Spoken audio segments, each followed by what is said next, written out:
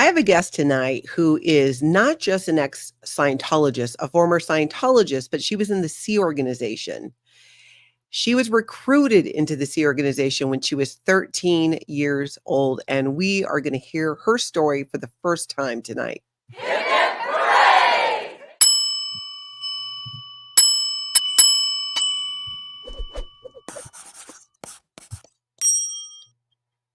Hey, everybody, welcome. I'm Natalie, and this is Scientology Life After a Cult.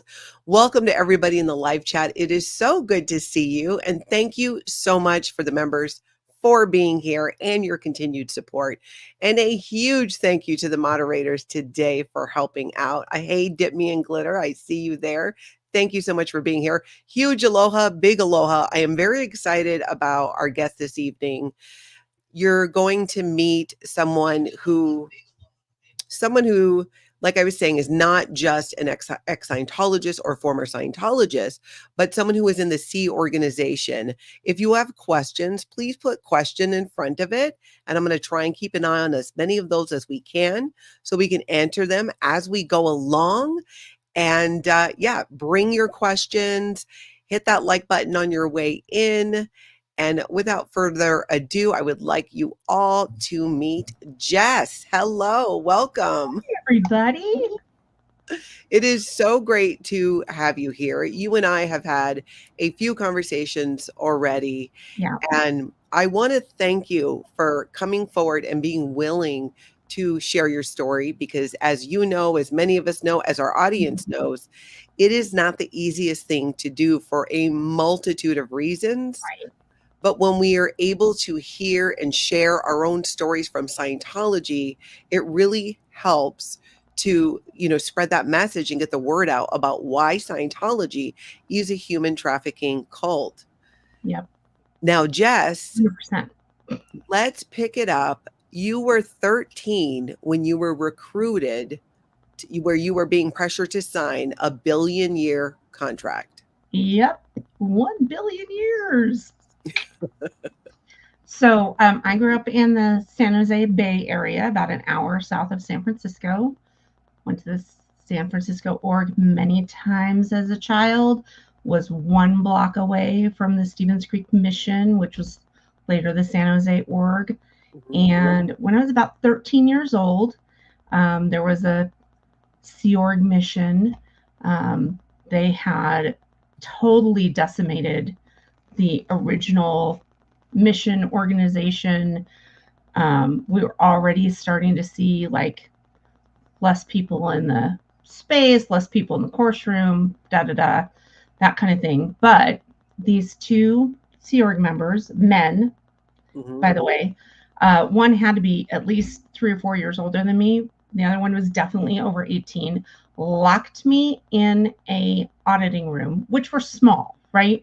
You had these little rooms with enough room for a desk and somebody to walk around one side of it.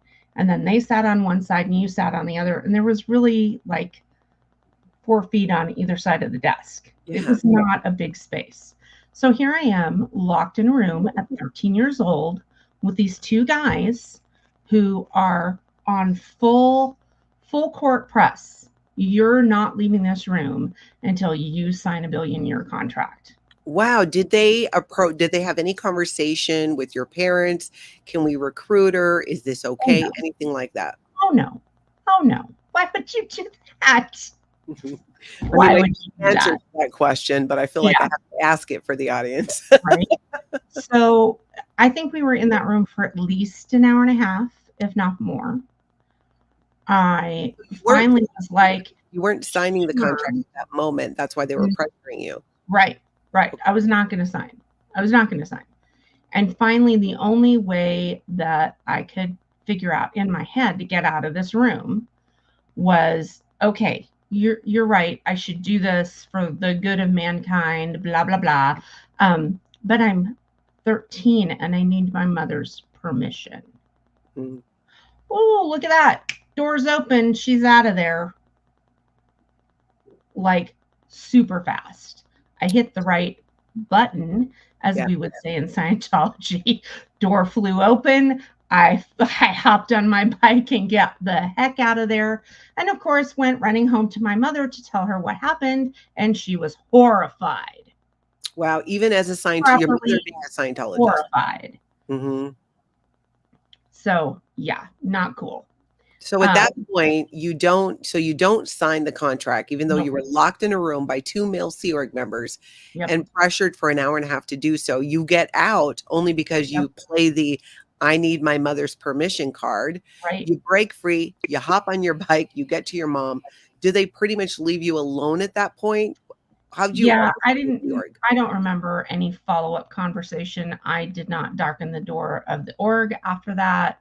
Mm. I didn't want anything to do with those guys. I didn't want to be anywhere around them. Now, nobody touched me, nobody threatened me, but it is a high pressure campaign, right? It's pretty obvious you don't want to do what they're asking you to do, and they will not take no for an answer because of the whole stat push, whatever, like you were talking about earlier today. Mm-hmm. I forget what their mission was, what they were trying to accomplish, but they were definitely had a few different things that they were told they had to come back with. And more Sea Org members was one of those things. And I think they thought some 13-year-old girl was an easy mark. And, I'm sorry. Maybe I'm not the loudest. I was pretty shy back then, but I certainly wasn't going to do something I didn't want to do. And I'm not going anywhere with you two jerks. Mm-hmm. Yeah. People who will treat girls like this are not okay. Not doing that. There's good for so you. much not okay going on here. Yeah, a lot. I wasn't like a fighter. I wasn't gonna like throw a punch or start swearing at them or anything, or because I didn't know what they would do. Yeah. Like you definitely feel that Stockholm syndrome like setting in. Like, I don't know what I can say to make this stop, and I don't know how far this is going to go. Yeah. It was definitely threatening. How did you end up in the Sea Org? Because you joined the Sea Org when you were 16? So I did, follow a boy into the Sea Org. 16-year-olds are dumb. PSA. Mm-hmm. So when I was that age, from like 11 on, I was very involved in childcare for staff kids, childcare for other Scientologists. So I was like one of 4 or 5 people who was like the go-to. You're gonna have a movie night, get Jessica over. She'll watch the kids. I loved kids. And my stepdad, was friends with Kurt Feshbach, one of the famous Feshbach brothers. And his brother and wife were already in Flag the summer that I was 14. And something had happened with their nanny. So they left the Bay Area, went to Flag for the whole summer with their kids, and had a nanny there with their kids while they were doing auditing courses, whatever they were doing. And something happened with that person. And so Kurt and my stepdad run into each other, and they're talking. And my stepdad says, well, I'll ask my daughter. She does a lot of babysitting. Maybe this is something she would like to be doing for the summer. Mm-hmm. So I got $4 an hour, which was a king's ransom in those days because minimum wage was $175. And I got flown to Flag, and I had my own room at the Fort Harrison that adjoined theirs. And we went to Disney World, and they paid for my Pro-TR's course, and I watched their kids. Mm-hmm. And that was great. I had a fun summer, met a couple boys, one in particular that I really liked. And so I was there and did my Pro-TR's course. That actually took a little long time. And I was supposed to start Delphi, Oregon in the fall. And I was actually a couple of weeks late because I was wrapping things up at Flag. So then I'm at Delphi, Oregon. And this is like probably the longest period of time that I've been away from my family. And, but I'm in high school and I'm doing the whole high school thing and that's all fun. And somewhere along the line, I was like pining after this boy. So I actually tracked him down via phone, payphone, people. I'm gonna date myself here. I tracked this guy down at Flag. He was on staff. He was in the Sea Org. We had made a pact that we weren't going to do that because we were both second generation Scientologists. And we were like, no, never going to do that. Mm-hmm. You agree? I agree. We're not doing that. Well, guess what he did? He joined the Sea Org. What's wrong with him? Anyway, I tracked him down. I don't know how I did that. I guess force of will. I have no idea. And located him before he was sent to the PAC base, followed him after that, and announced to God and everybody that I was going to quit school and join the Sea Org and save the planet. This caused a huge kerfluffle with my mother, who did not want me to leave school and not graduate. She was spending a lot of money to have me there, and sent all these different staff from Delphi after me to convince me otherwise, and it was not to be. Let me ask you this, being that, did your mom get in any type of trouble or someone talking to her for pushing back on you joining the Sea Org? Do you recall at all? I don't know. It seemed like the folks at Delphi were like willing to have the conversation with me. Hey, your mom doesn't like this plan. Could you just agree to finish school? And I was like, but no, I'm going to go save the planet. How could you be against that? Yeah. So that's how I won my argument. Now, the other problem, the other fail on my mother's part at the time, she never picked up the phone herself and said, this is not happening. You will graduate high school. Yeah, she tried. If she had done that, yeah, I would have graduated high school. Yeah. So she basically, she was trying to handle you not through to go other people. through other people. But when you say she didn't pick up the phone, do you mean to call you or to call like people who were trying to recruit you? She didn't pick up the phone and call me and have the conversation with me. She went through the headmaster of Delphi. She went through this person. She went through that person, but she never told me no. Wow. So she could have told me no. Now, I don't know if she would have had to write herself up if she told me no. And so then that's why she didn't do that. I have no idea. Do you recall if your mom, because being a minor, would she had to have signed any type of paperwork at all? It was just you signed the billion-year contract and you were on your way. All by myself. So you're 16. I'm a billion-year-old Satan in a tiny little body, right? Exactly. Yeah. So you joined the Sea Org, you're 16. So I joined the Sea Org, followed this boy, arrived at PAC base in time for the New Year's Eve party. That was the first thing I did after I signed my billion-year contract, found my boyfriend working the event, and we were back together. Isn't it great? How old was he? I think that he was 17 at the time. Sure. We were both underage. There was nothing weird there. Yeah. But yeah, except that we were stupid teenagers. And I think for him, probably it's like, oh, finally somebody's going to like that I'm around rather than being with all these terrible people. Like he didn't say, no, you should stay away. This isn't a really good place for you. They're not going to treat you well. That wasn't what he said. Mm-hmm. He wanted you to be there. Come on down, make my life easier. So was the plan then that being that you're both Sea Org members and there's no premarital sex in the Sea Org or no fun touching? Yeah, no fun touching. Was a plan that you were going to get married? So not right away, but we're eventually engaged, but we didn't ever actually get married. Okay. So the rule was no fun touching, but I did arrive to my first wedding night a complete virgin. I just want to make that point, but teenagers. Yeah. So through no fault of my own. Let's put it that way. Really tried. So yeah, so now I'm at PAC Base. The gold. I actually signed my Sea Org contract with Golden Era Productions, Okay. which is not what people usually do, but it's what I did. And they had this funky little office at the PAC Base. It was like kind of on that side street.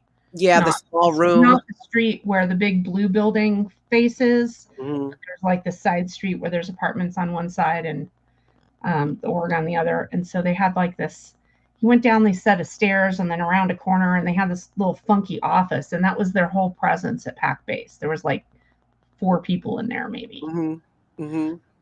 But at the time, they were working on releasing the Mark Super 7 e-meter. That's right. I remember that. So my first job off the decks was doing the inventory for all the parts needed for the Mark Super 7 e-meter.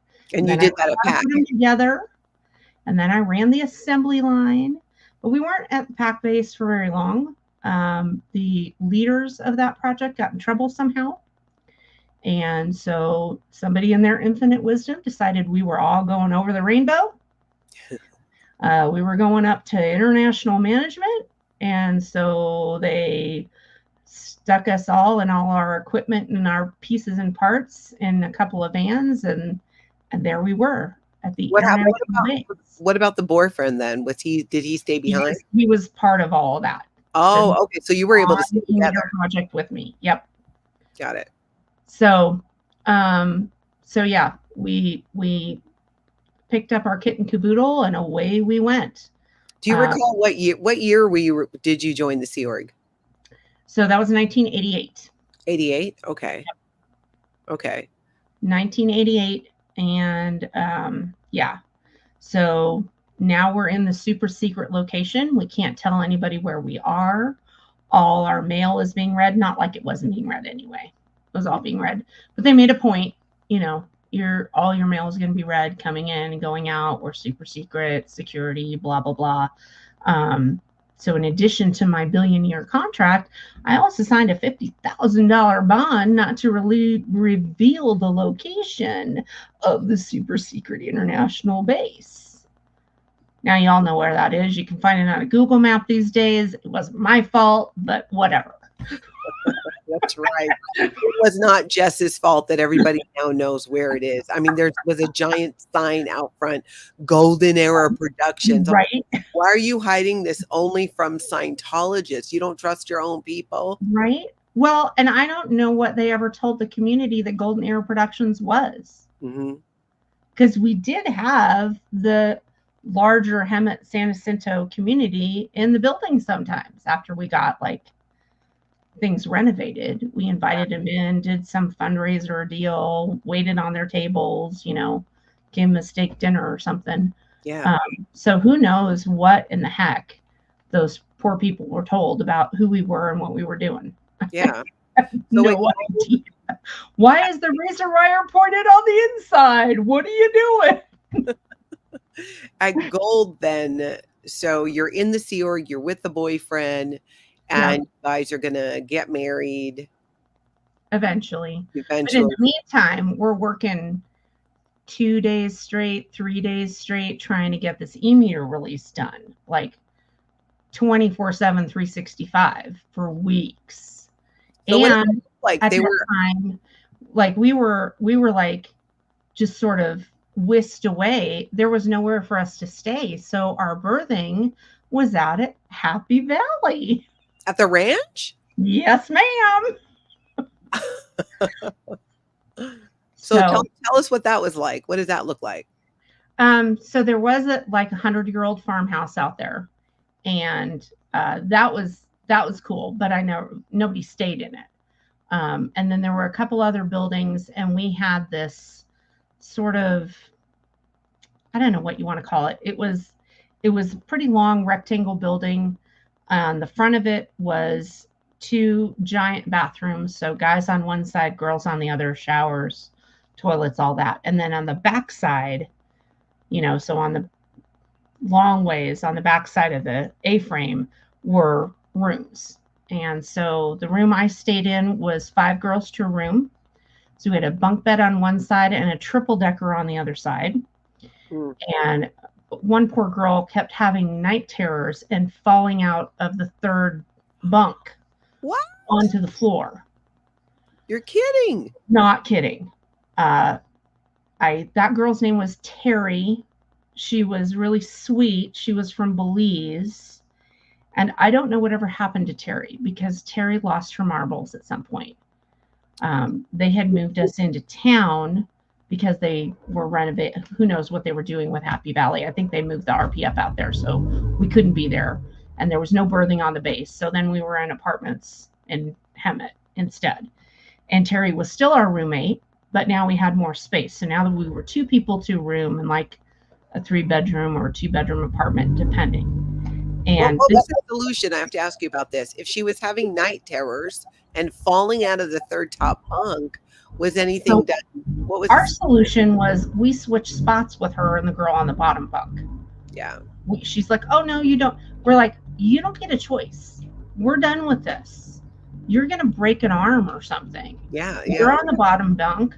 This girl's on the top bunk. You know, we're not gonna put up with this anymore. Yeah. I don't remember if anybody reported it or didn't report it. We were just fearful for her safety and felt responsible for her. Mm-hmm. You know, and like nobody was helping her with her night terrors. Do you know how old she was? She was probably 17, 18, maybe a little younger. You know, we were all about the same age. So she would just wake up screaming? Yeah. Wow. And just thunk. You know, everybody else is asleep, and suddenly we've all woken up because she's landed on the floor again. Oh so we're like, no, we're not. I stepped up and said, we're not playing this game anymore. Yeah. You guys switch bunks. She's okay with it. You know, you need to be safe. This is not cool. Yeah. But anyway, we had moved into town later, and I forget what they call it when you want to leave. There was some condition or something when you want to leave. Doubt. And you get in big trouble for this. It was more like an ethics condition rather than you were trying to blow. It was more like you were having a mental breakdown. And some people came into the apartment who were senior to us and kind of whisked her out of there because she literally did have a mental breakdown, and we never saw her again. When she had a mental breakdown, this is the girl with the night terrors, right? What did it look like? Was she hallucinating, or was she just? Yeah, she was catatonic or hallucinating or screaming, just out of control, totally out of control. And like, we're teenagers, we don't know what to do with this.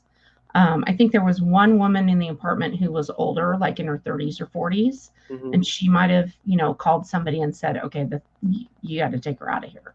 But they she kept walking off post, and she kept, just doing random weird things.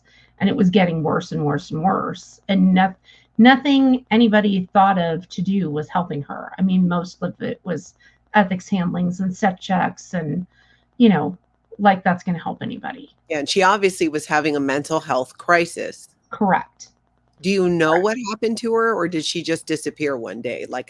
Disappeared. One night they came in, she was, screaming or carrying on again, not making any sense, can't be reasoned with, can't be controlled. And they came in and took her away, and we never saw her again. Wow. And of course, we're not allowed to talk about it. Mm-hmm. And we couldn't talk to her, right? Like in the first incident was probably 8 months or 12 months earlier. We could talk to her and say, hey, you're scared. It's okay. You're having a nightmare. Like you're not in trouble. Yeah. We just don't want you to break an arm. So just switch bunks. Right. But she wasn't working with us in the e-meter stuff. So I didn't see her every day. I only saw her whenever they would let us go to bed. Mm-hmm.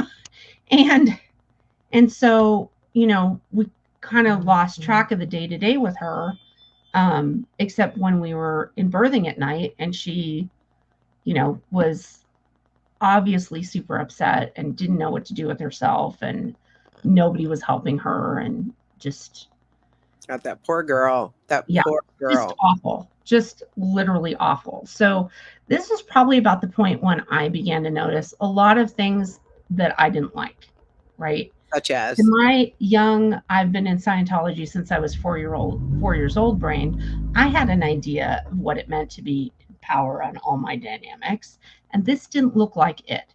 Here I am in the mecca of Scientology with all of the power brokers, all the international people who are in charge of all the things.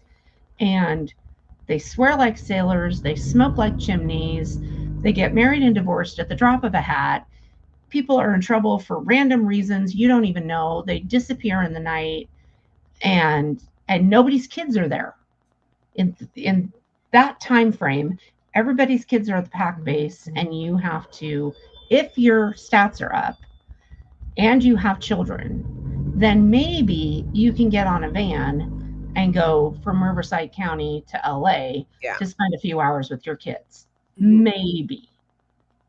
But if anything's going on at the base where stats are down, or they put us on rice and beans, or we're not being paid again because we're all reprobates, Wait, right? you're all what?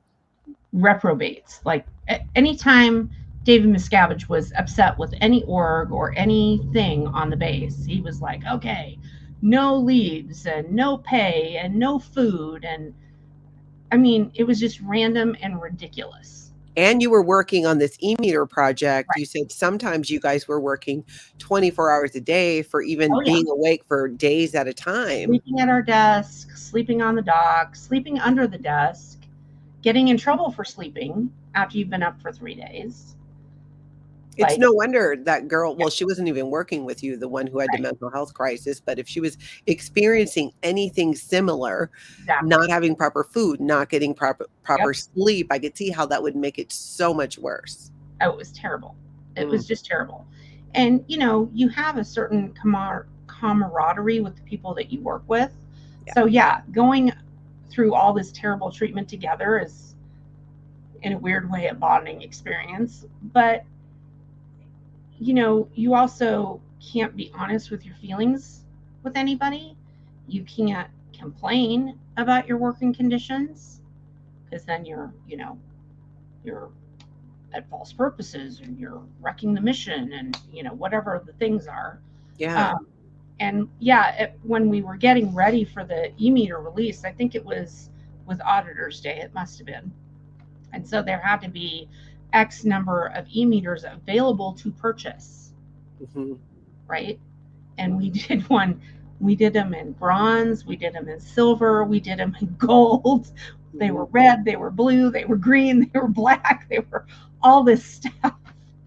Yeah. And and there's this group of people trying to get all this stuff ready.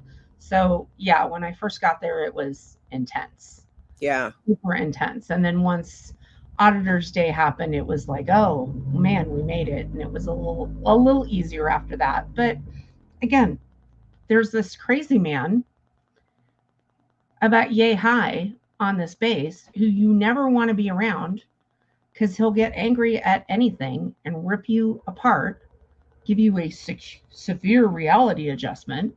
Mhm. As it's called. Do you remember seeing David Miscavige and seeing him blow Oh, up? yes. Can you Oh, give yeah. us maybe a couple examples of that? What I noticed really is that I didn't want to be anywhere around him. Mhm. That's the biggest thing that I noticed. Yeah. I didn't want to be in it. Like I say, I was shy. I was not a confrontational person. I still don't like conflict that much. Um, I just would try to disappear into a wall if I knew he was anywhere, Yeah. because he was mean. He And was that mean. meanness, how did it present? Because we've heard stories, we've heard the reports of him being physically violent and really intimidating that way. Was it Right. something that it just was it the anger? It was so in my era, I was not aware of anyone being beat up at that time. That Mhm. doesn't mean it didn't happen. I just wasn't aware, and I haven't read any stories that was happening during that 88 to 91 Mhm. time frame. Doesn't mean it didn't happen. I just didn't see it. Sure.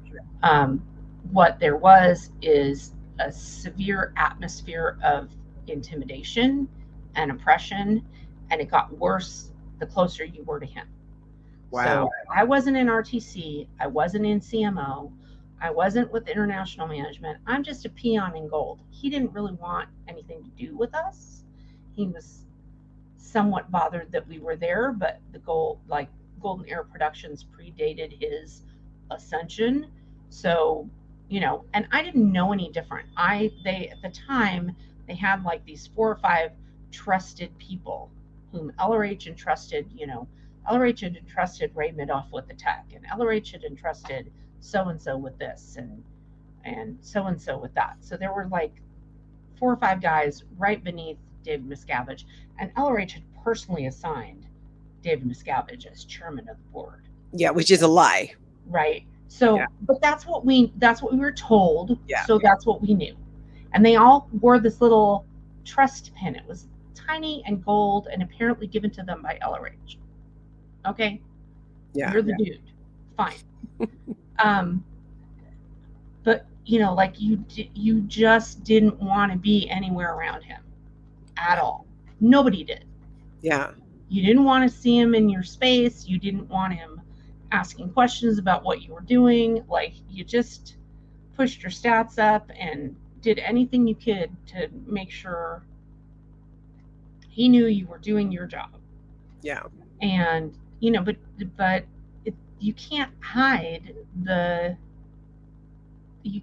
nutbaggery that was around him. Yeah. You just couldn't. David Miscavige. Make you salute his dog. Say again? His dog, he had these beagles. His dog wore a little suit and little captain's bars, and he made you salute the dog. David Miscavige made the Sea Org members salute his dog. I forgot about that. I remember hearing. Did not want to be around him or the dogs. Like, I'm a kid. I like dogs, but you just wanted to stay as far as possible away from the guy. Yeah. As far as possible. So he made you actually, like, if his dogs were there and he was there, he was with the dogs, you had to salute the dogs. Yeah, because they've got captain's bars on their shoulders. Wow. I mean, I love my dog. I spoil my dog, but that's taking it way too. It was a power trip. Everything with him was a power trip. I'm in charge of everything. You're less than me. Only I can do it right. I'm having to bypass everybody. You're in trouble because I had to bypass you. Mm-hmm. You'd have like something you were supposed to be doing that came from on high. You thought you were doing it. You submitted whatever the thing was that you were supposed to do. And the next thing you know, he wants it done 180 degrees the opposite way. Mm. And you're like, this is impossible. Yeah, and you're not allowed to question it or push back on it. No. Yeah. It was not. For me as a kid, I thought I was going to be, at this great spot and everybody was going to be, achieving their goals and blah, blah, blah, blah. And that is not what I saw. I didn't see people happy and,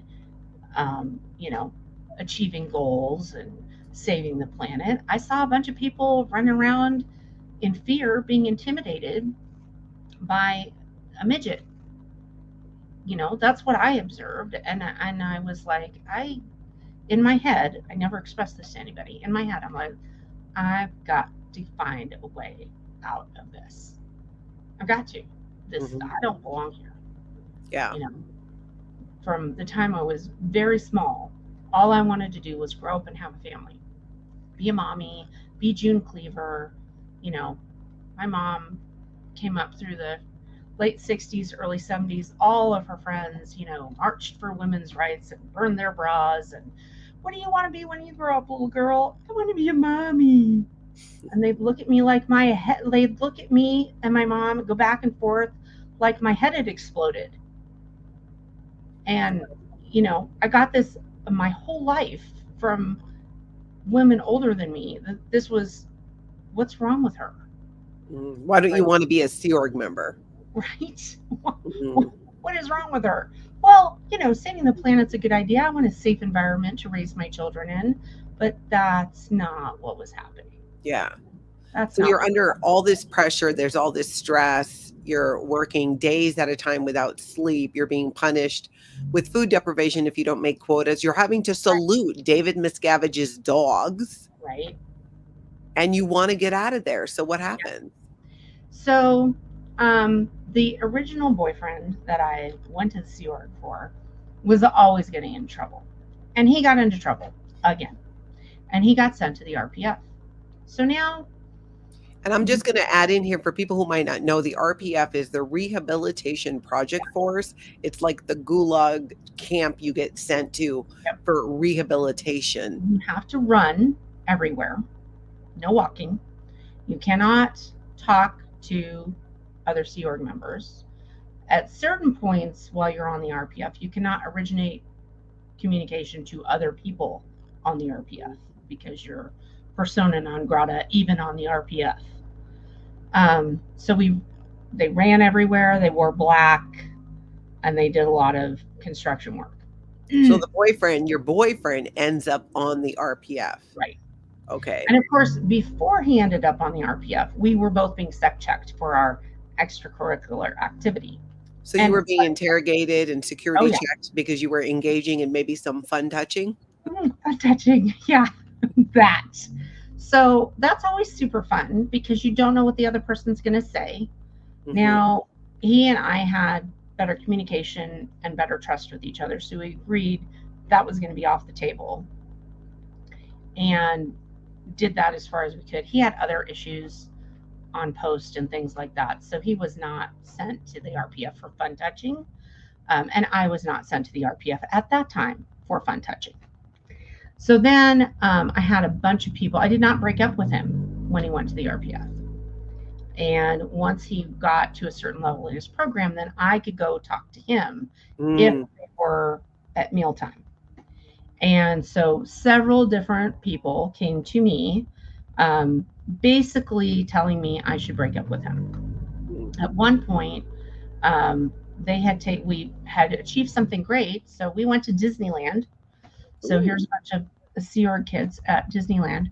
And the adult that was with us, I think he was a supervisor of mine or something like that, it got me, pulled me off to the side with somebody else at the time and was like, you really need to dump this guy. Yeah. He's not the best thing for you. You're better than he is, blah, blah, blah. So I eventually agreed to go ahead and break up with him, which, of course, I had to write a letter. And then he was heartbroken. How much of that was an act or not, I don't know. Because we were engaged at the time. So I was like ending the engagement and all that kind of stuff. So that was probably sucked for him. Not great. Um, and I was pressured into it for sure. And so now we're broken up. So now, I'm looking around at other people because you can't engage in fun touching. You can't, there's no real relief for you unless you're in a relationship with somebody. So it kind of forced people to be in relationships, Mhm. maybe get And get married, married. shouldn't be. So I started dating somebody else on my same team, and we were both 17, and we decided that we were going to get on a bus and go to Vegas and get married. And we, got permission to do so and did not realize until we were at the Justice of the Peace in Vegas that we had to have notarized permission from our parents. Now, we did have letters of permission from each mother, but they weren't notarized. Mm. So that was not going to happen with the fine people in authority in Las Vegas. So they did not grant a marriage license. But we had a couple of days in a hotel and went to the Flamingo and went to Ichiban and then got back on a bus and came back home. Mhm. Which then, we came back. We were supposed to be married. We were supposed to have a marriage certificate, and we didn't have one. Ooh, so what happened? So now here come the sec checks again. And I thought we had an agreement about what we were and were not saying, but apparently somebody said more than I did. Mm. And that sec check was very interesting for me because I'm pretty much a goody two shoes. My fun touching only goes so far, and because I don't know anything. Yeah. I'm really innocent, very naive, and I don't know squat about squat. Okay. So I'm in this sec check with this woman who is a, what did they call it? She was a level 12 auditor. Class 12. Class 12. She's been through St. Hale special briefing course, all the things. There's no bigger designation for an auditor than her. And she keeps pressuring me to tell her more details of a sexually deviant nature. I don't have any. Because you didn't engage in what she was accusing you of, or they were trying there isn't any there, right? Yeah. I've told her everything. I've told her everything 3 or 4 times at this point. And I, being the person that I am, looked at her and said, who is telling you to keep asking me this question when there's nothing else to tell you? Oh, she got a look on her face. Because what I didn't know at the time is that she probably did have a listening device in her ear, and somebody was telling her to keep pressuring me for more detail. That session ended so fast, my head spun. Wow. So all of Scientology could be crap, but missed withholds are a thing. Yeah. You land on the thing that you're not supposed to land on, that's happening, that you're not supposed to know about. Oh, baby, people flip out. And, anybody who's never been in Scientology, if you catch somebody in a lie, you've seen this too. All of a sudden, oh, you weren't supposed to find that out. Yeah. Ooh. Okay, well, that session was over fast. And then the next thing that happened was a committee of evidence. Oh, no, I'm sorry. That wasn't the next thing. The next thing that happened was, in those days, on Saturday evenings, the entire base would congregate together in the mess hall, which was the original. The International Golf Base is a takeover of a golf course. So it's the original, dining room area of clubhouse of this golf course. So it's pretty big. So all of the various organizations that were at the international base, we all fit in one room, and they would put on an LRH lecture, and we would all listen to it together and get, smacked across the head if we were falling asleep and all the things. So if you were sitting there during the lecture falling asleep, somebody would actually smack you across the head? With a Freedom magazine or a pen or something, Just whack. Pay attention. Yeah. Oh, and there were dictionaries in the back of the room so that you could go, clear up a word that you had missed during the lecture. Well, they're not stopping the lecture. Yeah. It was kind of ridiculous. Anyway, so we all gathered together for one of these evenings, and my then boyfriend number 2, and I are sitting way in the far back of the room. So the way that we filed in, all the big wigs are at the front of the room. David Miscavige and all the trusted people are on a dais of some sort, and then all the senior orgs and back in levels of importance. So gold is all the way back in the back of the room. David Miscavige wants to be as far away from us as humanly possible. We have cooties, maybe, I don't know. So this was a different evening. We didn't put on a lecture. Mr. David Miscavige proceeded to reveal the contents of my PC folder and my sec check. And a PC folder, just let me clarify for people who don't know, a PC is pre-clear. Right. So when you're getting auditing in Scientology, or you're getting security checks and interrogations, everything is written down and put into a folder that is supposed to be completely confidential, 100%. Except for the auditor to look at and the case supervisor. So David Miscavige, David Miscavige announced to the entire room things he would only know if he had read our PC folders. Wow.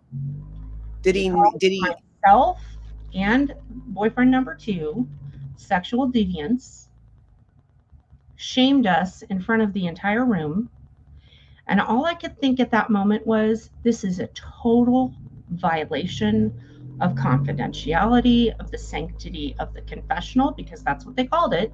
Yeah. They even said, you are forgiven of whatever you confess here, like hell you are. Mm-hmm. It's blackmail material. And that evening revealed that to me. And I so wanted to run to the front of the room and call every one of those people out on the carpet. And I wish I had done it, but I was a scared 17-year-old girl and I didn't do it. Yeah. Did But he I name knew, you? Did he mention your name? oh, yes, named and Jess, blah, seen blah, in front blah, of did this. everybody. And so that incident began the committee of evidence. He appointed the committee of evidence right there in that room. So we were off post, we were ComEv'd, all of this stuff, and I got sent to the RPF, and boyfriend number 2 did not. How's that work? I Was would he really not like your to know partner in that. crime? But here's my theory. My theory is that little Jessica noticed that you were listening, Mr. Dave.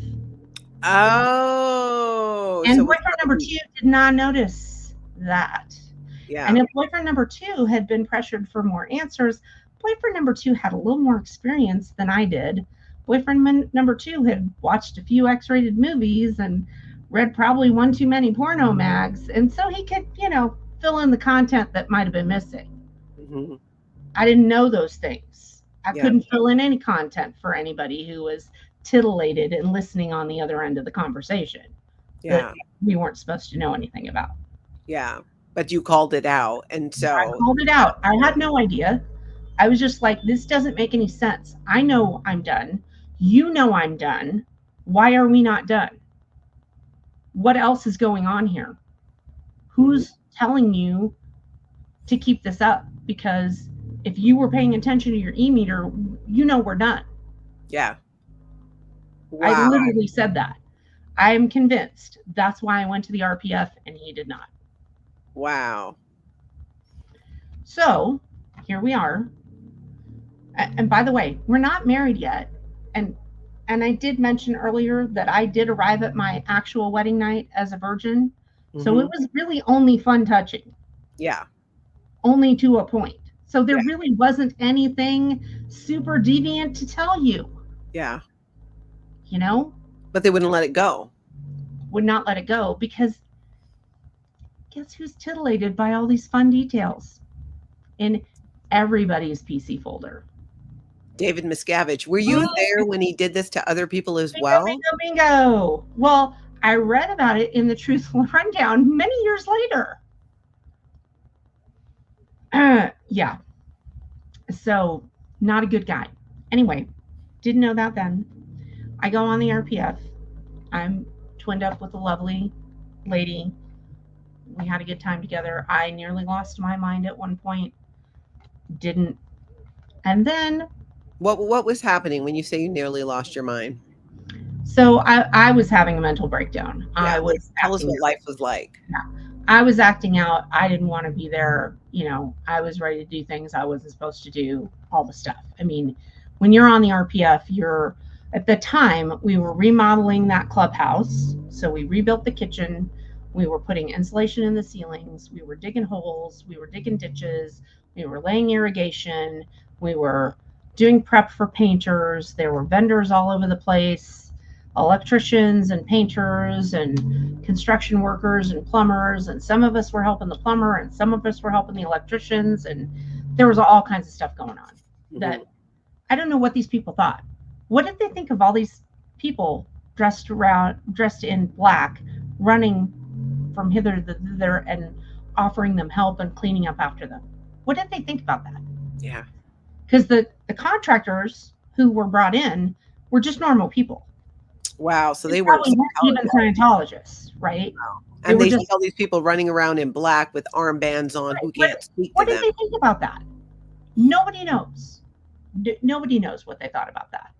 But I would have been asking about that. And probably if they asked, they were off the job, right? Who knows? Yeah. So I learned how to lay sod and put irrigation pipes together and prep walls for painting and all kinds of fun things. So as far as the work went, that was not so bad, but um, the hours were long. You know, there were times when some deadline had to be met, so we weren't allowed to have our normal course time Mm-hmm. after. Sorry about that. My phone's going off. Yeah. You just had to work and work and work. Yeah, we were just working. But the RPF was actually kind of a reprieve because the program was that you did manual labor during the day, and then at 5 you cut off. You had to go eat. You had to be well rested because you were doing auditing and coursework in the evenings. So our coursework wasn't really interrupted a ton, not as much as it was when you were a normal Sea Org member. Yeah. We rarely were in the classroom, rarely, because there were all kinds of super important international deadlines, blah, blah, blah, right? So it was actually easier, except for the running around and wearing black and, Yeah. being What ignored was by it you were saying? Like you felt like you were almost losing your mind. Was it just you were upset and wanted to be out of there? I mean, this whole thing is oppressive nonsense, right? Yeah. I'm being punished for literally nothing. Not any out of the ordinary teenage behavior. I wasn't stealing anything. I wasn't running away. I wasn't, you know, there was no weed to smoke. There were no pills to pop. There was no alcohol to drink. Like, how much trouble could I possibly be? Yeah. I wasn't stealing anything. I wasn't misreporting anything. I wasn't breaking e-meters. Like, there was no criminality going on, but you've decided to punish me. Yeah. So, yeah, it was, yeah, just probably the stress and strain of the whole deal. Yeah. How did After you a get out while. of there? So, I was probably on the RPF for like 8 or 9 months ish. And we were getting to the point that I was about to turn 18. Mm-hmm. And for weeks, all I could think in my head was, I can't be here. I can't be doing this when I turn 18. I Yeah. can't. I just can't. I can't.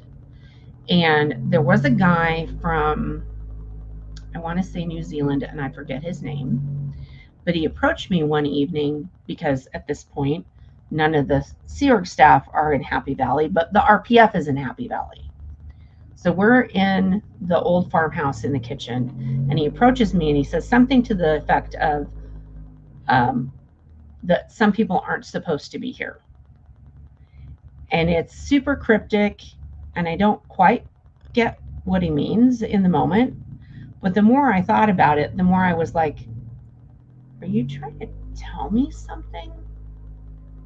It was an odd little interaction. Um, What did you feel he was trying to tell you? so later, I thought that he was trying to give me a heads up about what was about to happen. Okay. So probably a month later, on the eve of my 18th birthday, we're at Happy Valley. It's course time. And some executives come in and they announce to us that the RPF is being moved to the PAC base. There will no longer be an RPF at International Management. Mm-hmm. So all of us will be moved to the PAC base, except they have done an investigation and they have decided that certain ones of us were RPF'd and we served our time. It was either improper or something. We've served our time. No reason for us to be there anymore. And he begins to read off names. And I was one of the ones who was named, who was, we're not going to tell you if you were RPF'd incorrectly or if you've done enough to come back to post, but you can come back to post now. You're released. It was like a bomb went off, right? Everybody is thinking to themselves, what was improper about why I was RPF'd? Why am I done with my program when I'm not done with my program? Or I'm going to be shipped to PAC base away from my wife, away from my friends. Away from your you know, whatever. Every person in the room is like, Oh, gotcha. Yeah. like mind blown. What the heck does this look like? Right. Yeah. So, um, so yeah, we spent like a day and a half in kind of this weird limbo, but basically I celebrated my birthday and I was no longer on the RPF and I couldn't have been happier. It was Yeah. fantastic. So a couple of days later, I go back to post with the e-meters running the assembly line again. I was the supervisor of the e-meter assembly line. And now I'm talking to boyfriend number 2 again. And so he and I begin to talk about some things, and he's being a little weird. And we were really good friends before we were dating. Mhm. And I can tell that he's holding something back. Yeah. And I'm like, you just can't live your life like that. If something's important to you, you need to say it. You know, don't live your life afraid to speak, afraid to be who you are and do what you want to do. At which point he decides that he's going to ask me to marry him, and I'm like, oh shit, sorry, I wasn't supposed to swear. Totally fine. We're further enough in the video now. It's okay. And I was like, oh crap, why was it something you didn't myself? Yeah, but this is something you wanted earlier, but then you didn't want. Right. And because now, like, he got RPF'd, I didn't know all this stuff behind the scenes. So I was like, you must have said something more than what I said. And so I'm being RPF because I wasn't truthful, and you're not being RPF because you were. That's cruddy. Yeah. I don't want to marry that. Yeah. I can't trust you. I'm not safe. Look what happened to me, and you didn't protect me. Like, this isn't cool. Mm-hmm. So, but I'm stuck in this moment. It's just he and I basically dared him to say what's on his mind, and that's what was on his mind. So I felt like a heel. You know, I goaded you into this. How can I possibly tell you no? So I said yes. Mm-hmm. And we, didn't need permission anymore because we're both 18. So we got permission to take, I think, all of 24 hours off base, hopped on a Greyhound, went to Vegas, got the license, sat in front of the justices of the peace, and he said all the words that you say in a normal ceremony, to have and hold, to this, that. I now pronounce you. The minute he said, I now pronounce you, I was in shock. I knew I had made the biggest mistake of my life. Wow. Not the person I should be marrying. And it was like, it's not a religious setting in any way. I didn't grow up in a religious household, mm-hmm. right? Not in a Christian way. It doesn't matter. He said the words, I now pronounce you. And it was like a bomb went off in my brain. I've just made the biggest mistake of my whole life.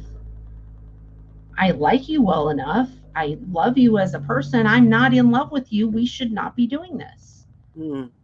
And I'm just in a state of shock. Well, we didn't have any time.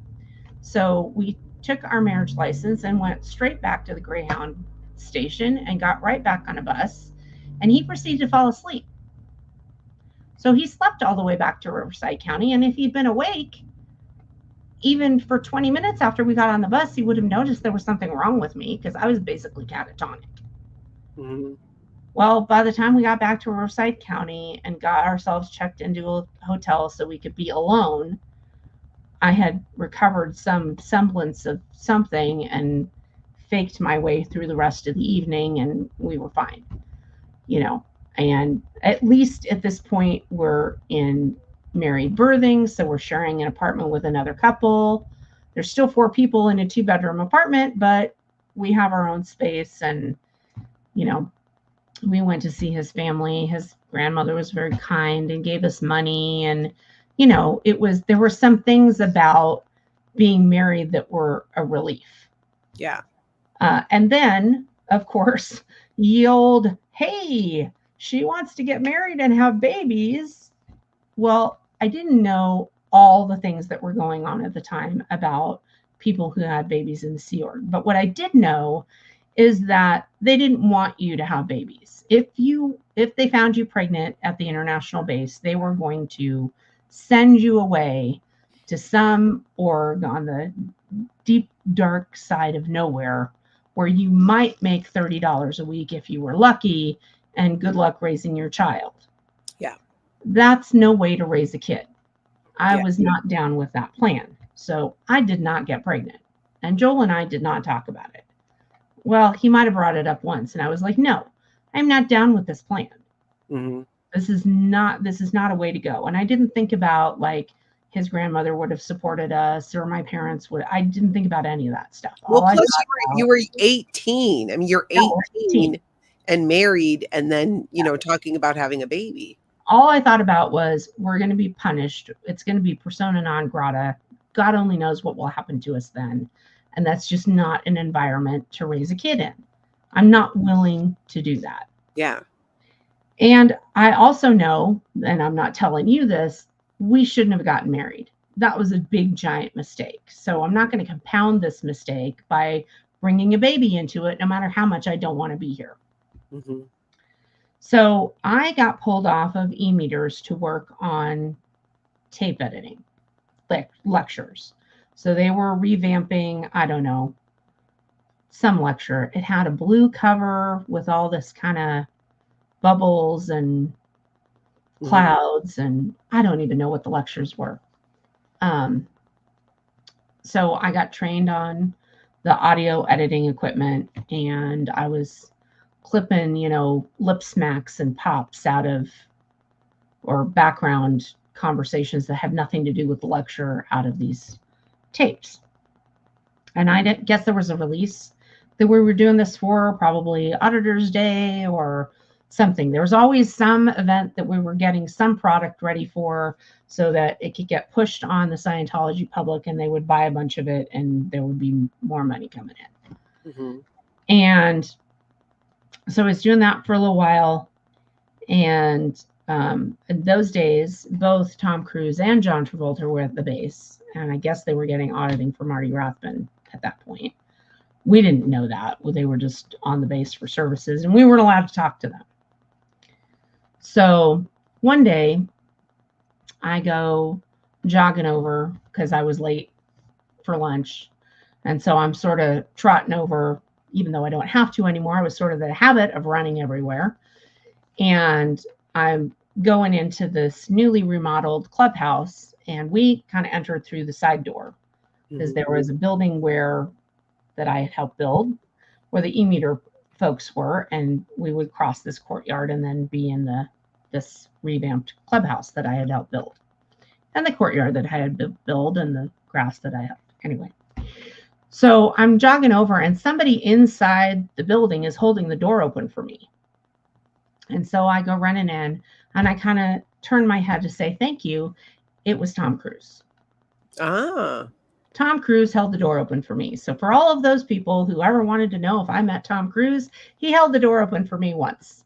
Did we talk? I said thank you. Did he respond? I don't even remember. I was going this way, and he was going that way. There was some sort of like special dining room for COB that was to the left of that door, and everybody else was to the right of that door. Mm-hmm. Anyway, he was being was Tom Cruise in the special dining room? Is that where he was coming out of? Likely. He was going to have the special meal in the special dining room with COB and whoever other. Yeah. And for people who don't know, COB is chairman of the board. That would be David Miscavige.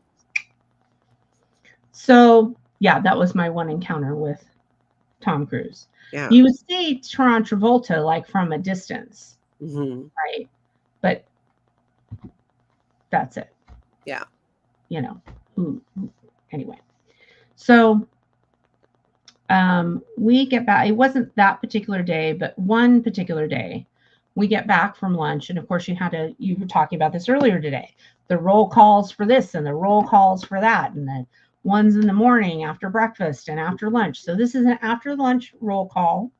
We're in front of the big building. There was a 2-story building. There was tape production in the lower story, and then the e-meters was in the middle story, and then there was a 3rd story that was storage. And in those days, they were making VCRs with recording stuff because this was going to help auditors be better trained. If while you were doing your auditor training, we could record the session, and then we would evaluate how you did as an auditor.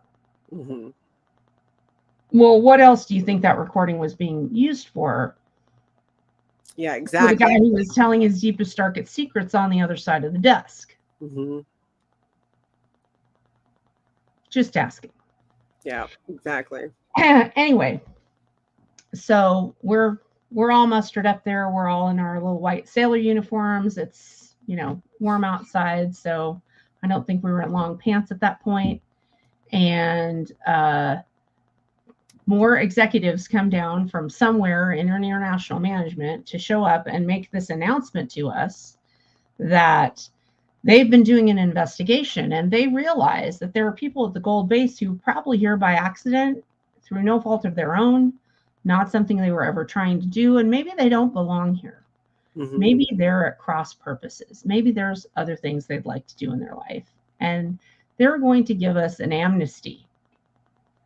So you'll get to route out of the Sea Org, no harm, no foul, do your 16 steps to get back into their good graces and no longer be at international management.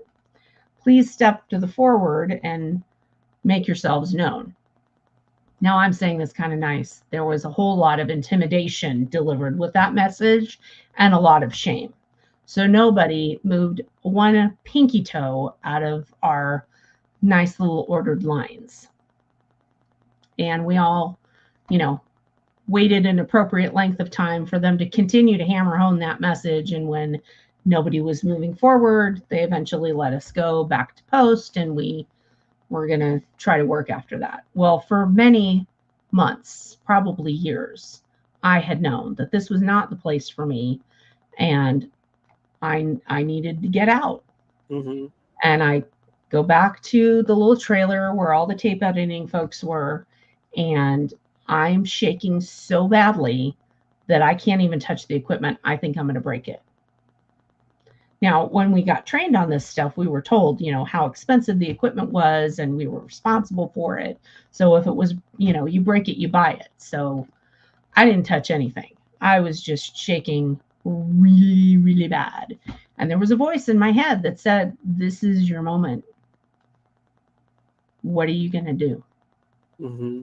So I got up from where I was and I went over to my supervisor, who was the wife of Mr. Wendell Reynolds, who was the CEO of Gold Base at the time. I can't remember her name.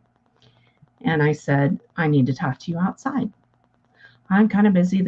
Nope, I need to talk to you outside right now."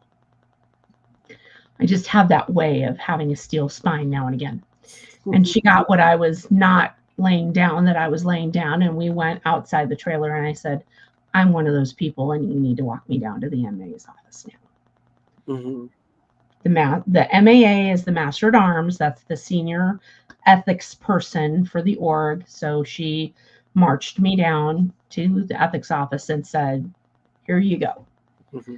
Well, there was a room next to his office with, like, I don't know, 20 other people in it who were in various states of trouble or whatever, or who had done what I'd done and said, "Okay, it's me. I'm the person who needs to get the hell out of here." And so now I'm in limbo. I've said, I want to route out. I want to go.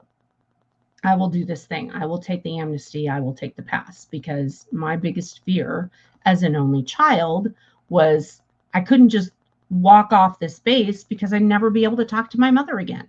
Yeah. Again, if you were in international management and before this moment had expressed a desire to leave, you're an SP. Yeah. Automatic declare, right? If you walk off without permission, you're blown. They're looking for you. They're going to find you and haul your butt back and put you through weeks of hell. Okay? So those things were not an option before this particular day. Mm-hmm. So now I'm in, we're sitting in this empty room, with our backs against the wall, doing nothing, separated from every other staff on the base, And this was you and other people who wanted to leave? There were other people there. Yeah. How they got there, why they were there. Some of them had been in trouble, and I had known that. Some of them weren't. Like, you're not talking to each other. Yeah. You can't spread bad news to one another. So you're just, sitting in your little area of the room, Yeah. alone with your thoughts. And my thoughts are, I'm going to have to think of something I can say in front of an auditor that's going to make that needle float that I'm not going to get in trouble for saying. What's that? What's that? Because I don't trust these people. I've seen behind the curtain. I've been RPF'd. I know I can't trust anything. Yeah. Right?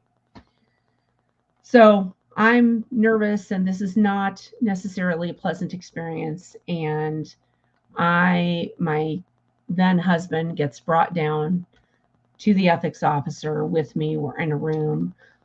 I'm able to tell him that I want to go. He expresses that he wants to come with me. I get kicked out of the room. And now I'm really freaked out because this is my excuse not to be married to him anymore. I route it out. I will divorce you, right? Yeah. You stay here. I'm going home. I'll apply for the divorce, and this fiasco will be over. Mm-hmm. And so at this point, you're 18? I'm 18. Okay.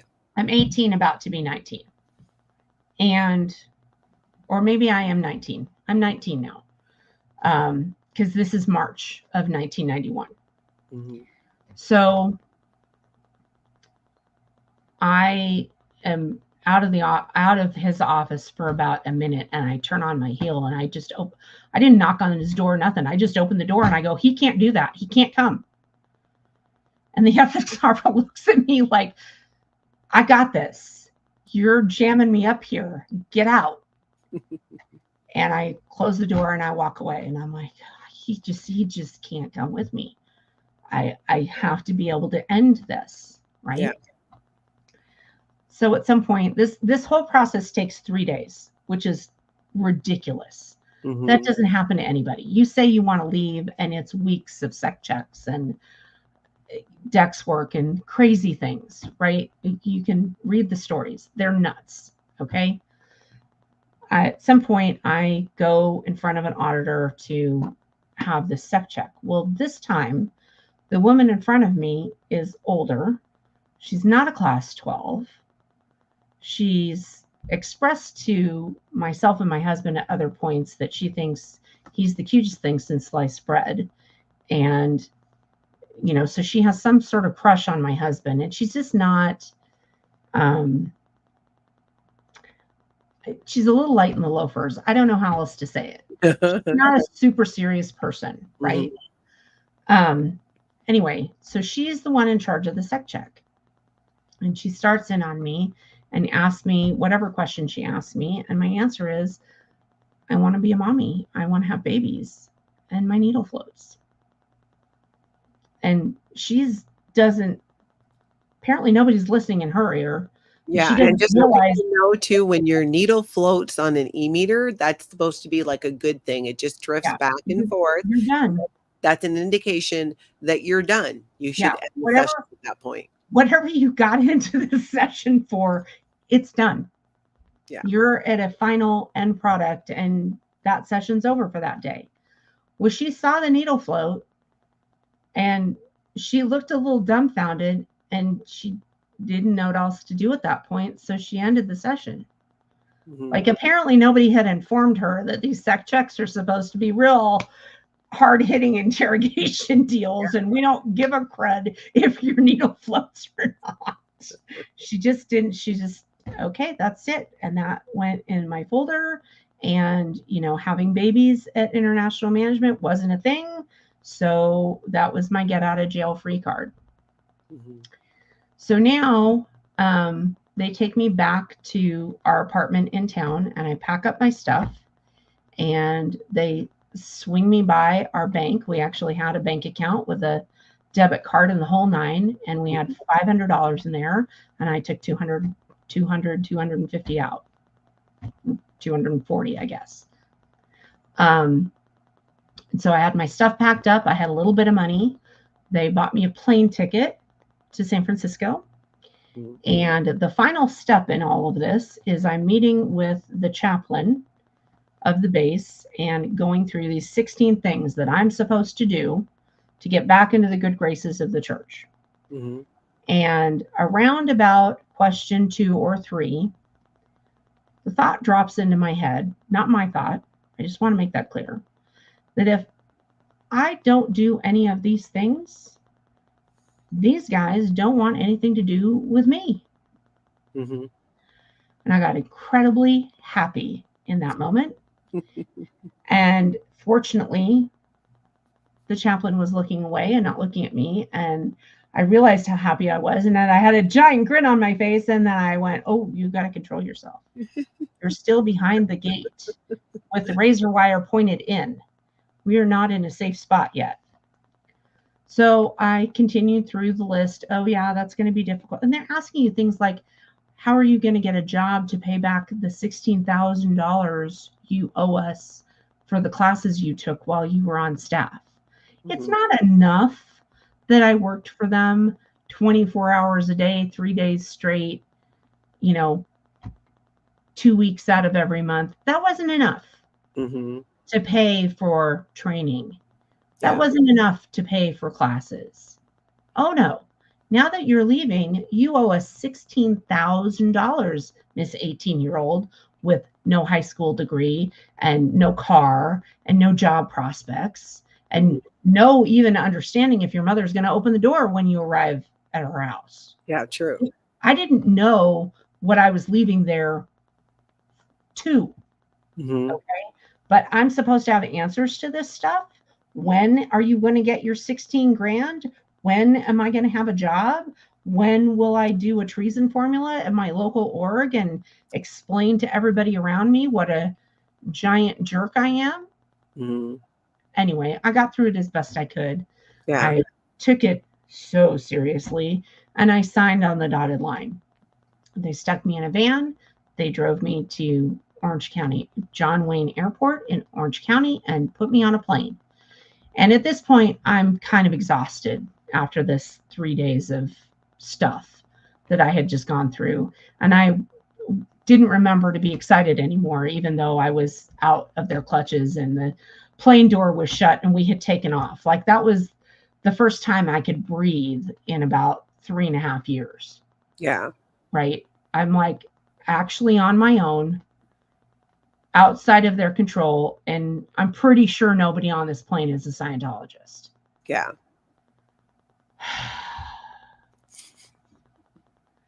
So I arrive at San Francisco International Airport about midnight, go find an airport shuttle, pay my $20, arrive on my parents' doorstep unannounced at 1:00 in the morning. Knock on the door. My mom opens the door. What the hell's going on? And I explain. I've read it out. I got amnesty. I'm not in the Sea Org anymore. Mm-hmm. What's going to happen with Joel? Probably going to file for divorce. Went to, old room still there. Go to my room, fall on my bed, start trying to figure out my life at 18. Yeah. By the way, somebody, I don't remember if it was the chaplain or somebody else, but somebody made the point to tell me that, hey, this 18-year-old girl with absolutely no resources and nothing, you're never going to be successful in your life. You're never going to have kids. You're never going to sustain a relationship. You're going to end up in the gutter. Yeah. So on the way out the door, when you leave the Sea Org, if you're going to leave this organization, you're a degraded being. Yeah. On the way out the door, they cursed me. And I use that term very pointedly. If any of you know anything about spiritual things, they cursed me on purpose. That's what they do. Mm-hmm. Fear, intimidation, oppression, cursing. If you're not on their team, all bets are off. Yeah. Right? Not cool. Not cool. And my first step was to just fly under the radar. And, I got a job with Feshbacks. I had a job with their financial firm. I got a job with somebody else from the org who had a bakery. I got other different jobs that didn't have anything to do with Scientology people. It just, I just didn't make a big deal of it. I didn't do any of the 16 things. I never did. I figured out a way, you know, got the job, got some money. My parents helped me get my own place, did that. Met my now husband about a year later. I had filed for divorce. I had to, you know, wait 6 months. In California, you got to wait 6 months on a no contest divorce. And then you go back to the judge and you said, okay, I waited the 6 months. I let the guy know. And can you please, you know, make this official now? And they did. And somewhere in there, I get a call from OSA, our friends at OSA. Hi, OSA.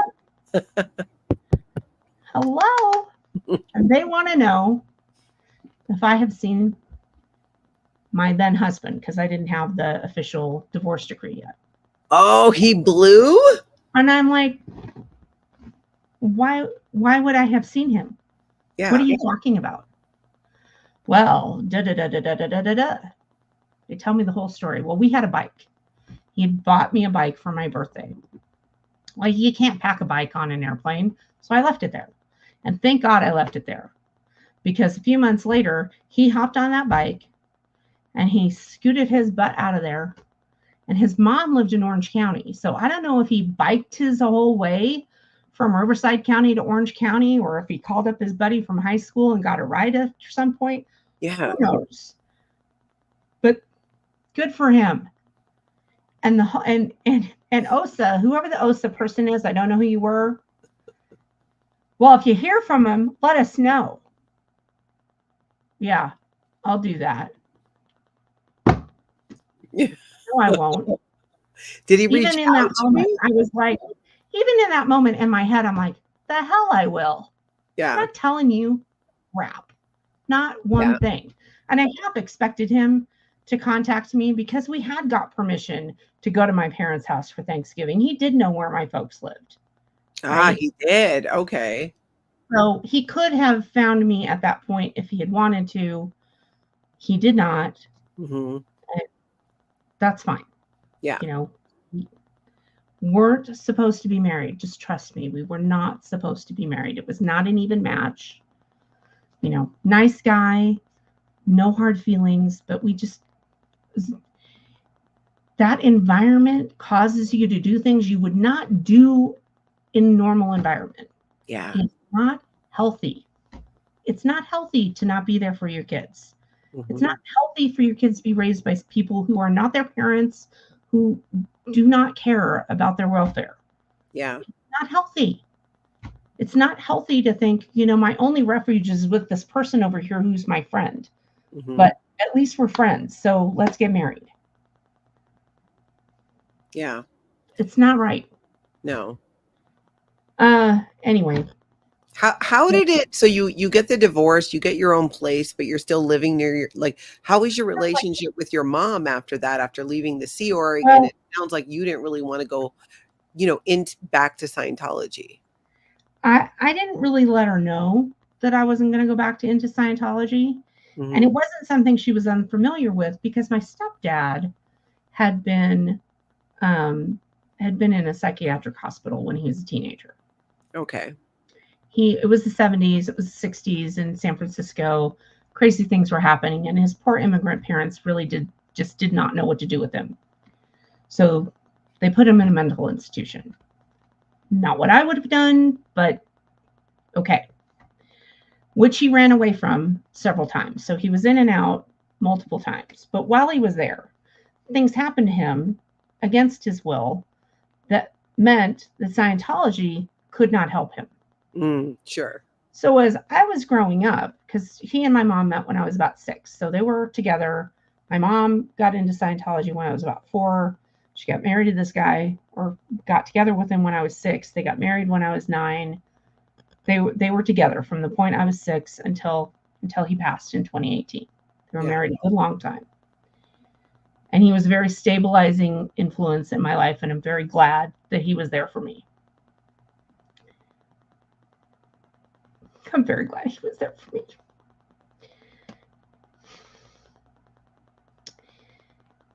But growing up, I knew that these people would not help him. So they're telling you that they have the only workable tech on the planet to make you more able, a better communicator, be successful, super abilities, all the things. But we won't help this guy. Yeah. Well, I didn't have a relationship with my biological dad. My biological dad was a Vietnam veteran, and he was very impacted by the Vietnam War. And he didn't know how to be a dad. He really didn't. And there were some other things in his life that meant once my parents divorced, he was staying out of it because he did not want me growing up with people who are fighting with each other all the time. And that has been how he had grown up. He did not understand that I would feel abandoned.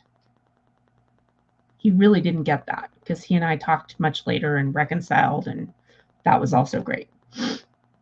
But here I am in this environment with somebody who I'm not their child. They're a little off, and yet the organization that is a main factor of all of our lives, we lived a block away from the Stevens Creek mission. Wow. All of our friends were Scientologists. I helped ladies on the next corner back who, were doing daycare during the day.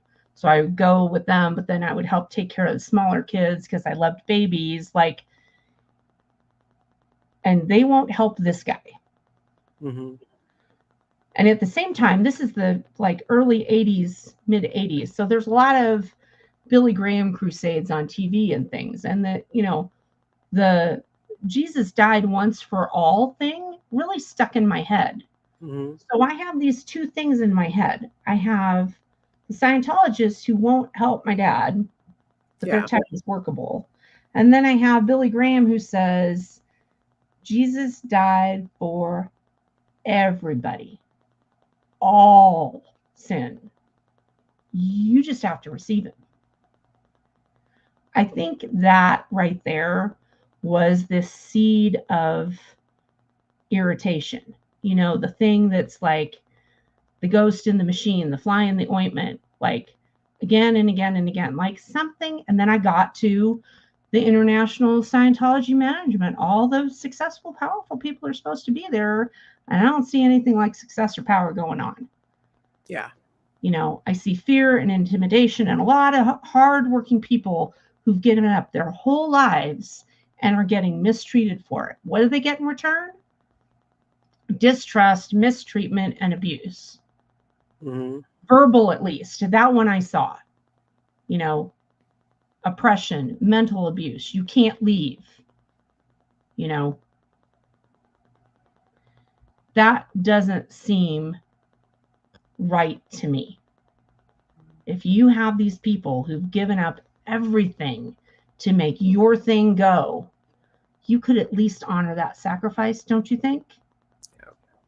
That didn't make any sense to me. And all I knew at the time was, I got to get out of here. This is not the place for me. I got to go. And I really thought when I left in 1991 that if those of us got off the base who shouldn't have been there all along, things would get better. I really thought that. So I was under the radar. I didn't do any courses. I really couldn't. Because you freeloaded that. Yeah, I stayed away from all that stuff. I didn't tell anybody that wasn't in Scientology that I had ever been in Scientology. I eventually met my husband. We moved to Nevada, and I never talked about it again. I didn't talk about it for years. Wow. And then I got a job with a tech company, and the Truth Rundown came out. And the Truth Rundown was this series of articles in the Tampa Bay Times. Yep. Where Mike Rinder, Marty Rathbun. Yep. Yeah. All these guys that I knew from my days at International Management, Jeff Hawkins, Marty Rathbun, Amy Scobie. Yeah. Amy Scobie, Marty Rathbun. I idolized Marty Rathbun. I thought he was the bee's knees. I wanted to be him when I grew up. And here he is talking to the press, saying all this stuff that happened after I left. So not only did things not get better after I left, they got a whole lot worse. Mm. And I couldn't get enough. I just read I wanted to know everybody's story. I just kept thinking, I'm not the only one. I'm not the only one. I'm not the only one who felt like this. I'm not the only one this happened to. I'm not the only one who was intimidated. I'm not the only one whose PC folder was used as blackmail. Oh my God. I just can't believe this. Yeah. I can't not believe this. Well, so this is in 2009, and I was commenting here and there anonymously. And, at some point, I think I did get a call from Scientology, and they were like, we know you're doing this and you need to knock it off. And I was like, I don't know what the hell you're talking about. Yeah. In regard to your commenting on the internet. Because it was all anonymous. So how would they know? Yeah, but they knew. My name. I didn't say who I was. I didn't, there was some guy who was like asking for a list of names, like come out and, we'll be stronger together if you just, release your name, whatever. Well, I was still in contact with my mom. My mom's still in, and I don't want to lose that connection. Yeah. At this point now, I've been married. I've got 3 kids. My mom's been with me for the birth of all of my kids, with my husband. Like I'm not robbing my children of their grandmother. They don't know anything about any of this stuff. Yeah. We're not playing that game with you. Mm. So that's like 2009-ish. And life goes on, and every time my mom went to Flag, they asked her about me. Yeah. Now, from 1996 forward, I've been saying the same thing. I'm a Christian. I'm not a Scientologist. I don't have anything to do with you. Whatever. You do you, I'll do me. It's all good. Yeah. I said this every time. Every time she went to Flag, they asked her again, what's her status? What's she doing? Mom, this is not new news. I am not a Scientologist. I am a Christian. Yeah. That's it.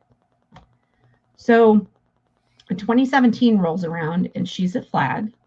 And in the intervening years, I have told her why I was RPF'd. Whoa, you did? Hold on a second.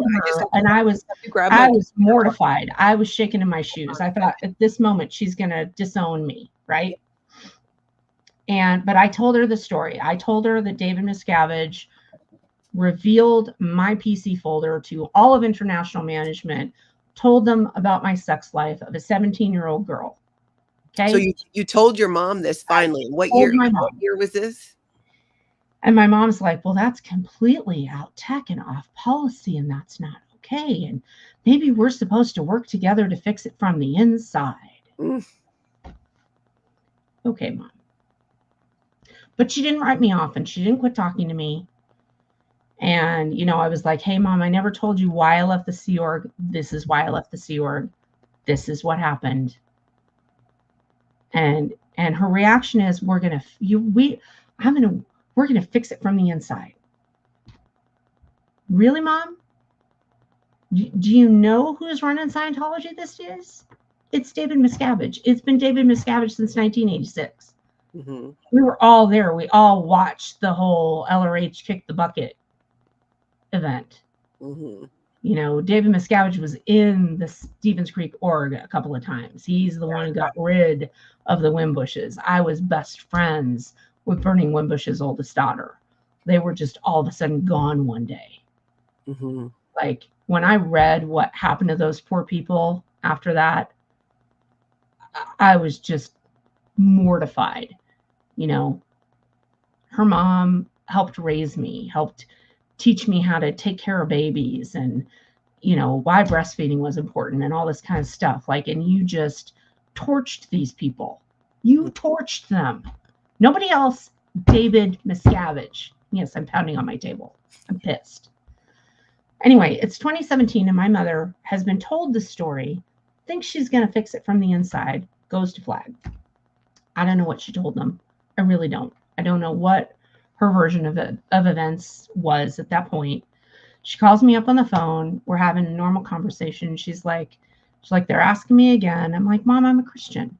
She's like, well, they want to know what you want. What do you mean they want to know what I want? What does that mean? Yeah. Well, what's it going to take for you to be okay with all this?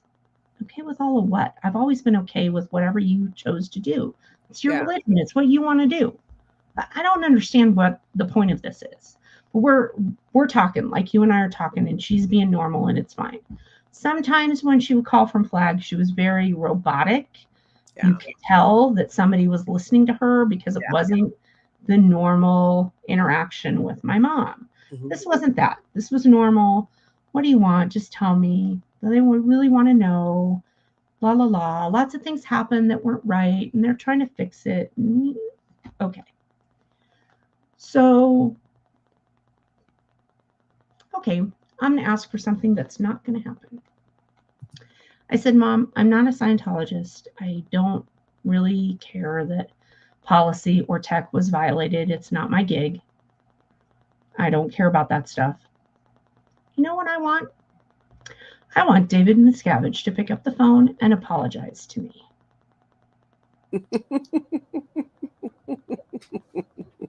Now, I didn't know if she was being listened to or not, but I figured if you deliver that message, if they're listening to this conversation, nobody is going to carry that water up the line.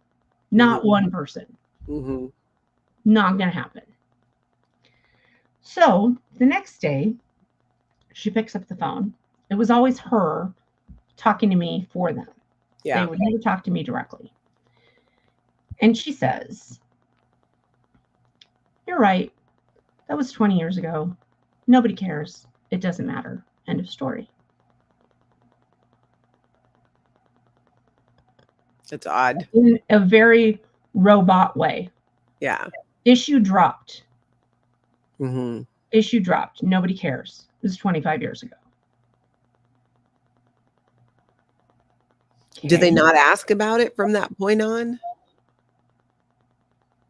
We're not at the end of the story. Yeah. Just think about that for a minute, folks. Your 17-year-old daughter confessed to some fun touching. That confession that's supposed to be confidential got revealed to all of international management, embarrassing the crap out of your daughter and shaming her. As a mother, are you okay with this? Mm-hmm. Are you okay with your church treating your child this way? Are you going to deliver the message? You're right, honey. That was 25 years ago. Nobody cares. Mm-hmm. Yeah, that had to be. I just want to let that sit for a minute. Now, mm-hmm. Mind you, this is robotic mom. This isn't my mom. This isn't the woman who said, "Well, maybe we need to fix it from the inside." Yeah. But it still hurt like hell. Yeah. It's still no way I would ever treat my child. Ever.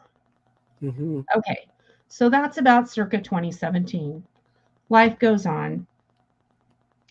The next, Thanksgiving rolls around, and we spend Thanksgiving with my mom's side of the family, with my stepdad.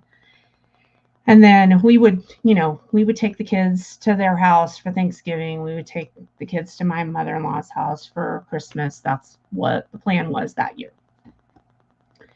So we spent Christmas with one side of the family and then Thanksgiving with the other. We get to after Christmas,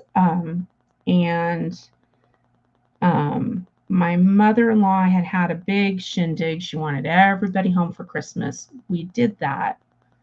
And then, is that 2017? Well, that was 2017. So now we're coming into, must have been 2016 that we had the conversation while she was at Flag. Because 2017, my mother-in-law passes after Christmas. And in 2018, no, it must have been 2016 after Christmas she passes. She passed in 2017. So next Christmas season rolls around and my parents are not going anywhere for Christmas because they're not feeling well. Okay. And they're still like, they've been kind of under the weather. New Year's rolls around. They're still kind of like not 100%. And then my mom gets pneumonia. And my dad gets pneumonia. So they both have pneumonia. And it's the weekend of Martin Luther King. That Martin Luther King Day is that Monday. And they're home with pneumonia. And Saturday, I'm just feeling like something's not right. You know, Mom, do you want me to come up? Do you want me to help out? You know, I know you're both not feeling well. And she's like, no, we'll be okay. You know, we got antibiotics and this and that, and we're going to be fine. And everything's all right. I'm like, okay, everything's all right. It's going to be fine. It's just, they've got antibiotics. The doctor is paying attention to them. It's all going to be fine. And that Sunday morning, she calls me because my stepdad has had a massive heart attack between Saturday evening, and Sunday morning. And he's gone. Oh my God. And I say this because I know how much Scientologists smoke. You smoke like a chimney for a lot of your life and you get pneumonia, you could get a widowmaker heart attack. Just please, PSA, just please be careful with your respiratory health. If you're one of those people who've been smoking all your life, please be careful. The doctor didn't tell us that. If she told us that, we would have been paying attention. And when he had an episode during the night, my mom would have called 911. Instead of getting him palmed back down and saying, hey, if something else happens, wake me up, which he didn't. And he went to their bedroom and he sat down on the bed and he died. It was awful. It was 100% awful. So it's 2018 and my stepdad is dead a year after my mother-in-law is dead. It was terrible. For 3-4 years, all we did was go back and forth to people's homes and clean stuff and pack stuff and empty out houses and sell houses and deal with estates, and it was awful. And nobody from Scientology was helping my mom with any of that stuff. It was the family, it was my uncle, it was my aunt, it was me, it was my kids, it was my husband. And the first time I saw any Scientologist after the funeral, because they did come for the funeral, some chaplain from Sacramento org came up and did the funeral, and my mom had asked me to do readings. So the funeral was this guy from the Sacramento org that nobody in the family knows and none of their friends know, does this ceremony, and then I do a Bible reading. And everybody comes up to me afterwards and they're like, who was that guy? What was that about? And I'm like, well, you know, it's what Mom wanted. And, you know, it was so odd. And I was like all ready to do spiritual battle with this chaplain from wherever. And I show up and the guy's like, won't even get in the ring. He's scared of me. The entire time he's there, he's trying to spend as far away from me as he possibly can get. And I'm like on purpose sitting next to him with my food and, hey, how are you doing? And that was really great. Thanks for coming up here and doing that. I know my mom really appreciated it. I'm being as polite as pie. And he is like scared to death. Like, this is so weird, man. Anyway, strange goings on. So she decides she's going to sell her house. She's not going to live there anymore. We pack up her stuff. Some of her stuff's in storage in Reno. She moves in with her friend in Sacramento. She's going to come live with us. That happens within about a year. She lives with us for about a year. And then she starts getting kind of squirrely. And my son's like, I think Grandma's going to move back to Sacramento. You need to talk to her. And I go, well, you know, she can share with me what she wants to do when she's ready. We had talked for years that they were at some point going to come move closer to us in a neighboring town or something, not necessarily live with us, but you know, my dad passed and she moved in with us, and we were sort of in growing pains at that point. We didn't have all of the, you know, older teenagers out of the house just yet. So we were all kind of bursting at the seams. And I knew she wasn't super thrilled with that. But I'm like, we'll figure this out. And, if you need your own space, then we'll build a granny quarters in the back, or you can, get a smaller place in town. And she was looking in Sacramento. She was telling me that she was looking in where we were, but she was looking in Sacramento, and she bought a place and closed on it before she told us that she was moving. And she was living with us. So now that the property's closed, then she says, I'm leaving. And I say, is this a done deal? And she's like, yeah, I closed yesterday. Wow. Did you? So odd. Did you? You closed yesterday, huh? I said, well, you're going to have to find some people to help you move, because I've done too much cross-state moving in the last 3 years to last me a lifetime, and you decided to hide the ball on this, and that's not cool. And it's not about I'm in charge of your life. You can live where you want. You can associate with who you want. You can live near us or not. That's up to you. But you know what? The last 30, 40 years, anytime I was going to do something, I told you about it. You didn't necessarily have veto power, but I did tell you about it because we're family and you do that.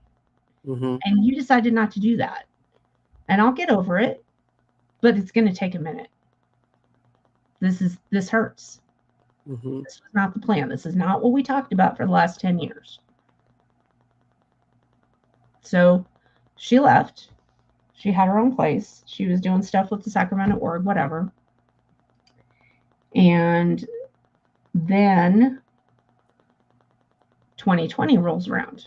So now we're in 2020 and COVID hits. And she's like, I need to talk to you. She calls me. We've been talking since she left. I know where she lives. I haven't gone down there. I was not going to help her move again, because this was going to be the third time I was helping her move in the last 2 years. Yeah. No friend, not going to happen. And I'm like, sure, we'll talk. And we made an agreed upon moment to talk. And I call her up and she goes, oh, I had to go shopping. I'll call you as soon as I'm done. I'm like, okay, this is your deal, whatever. You're going to call me when you're done. And she calls me up to tell me that she's been informed that I was declared in 2013.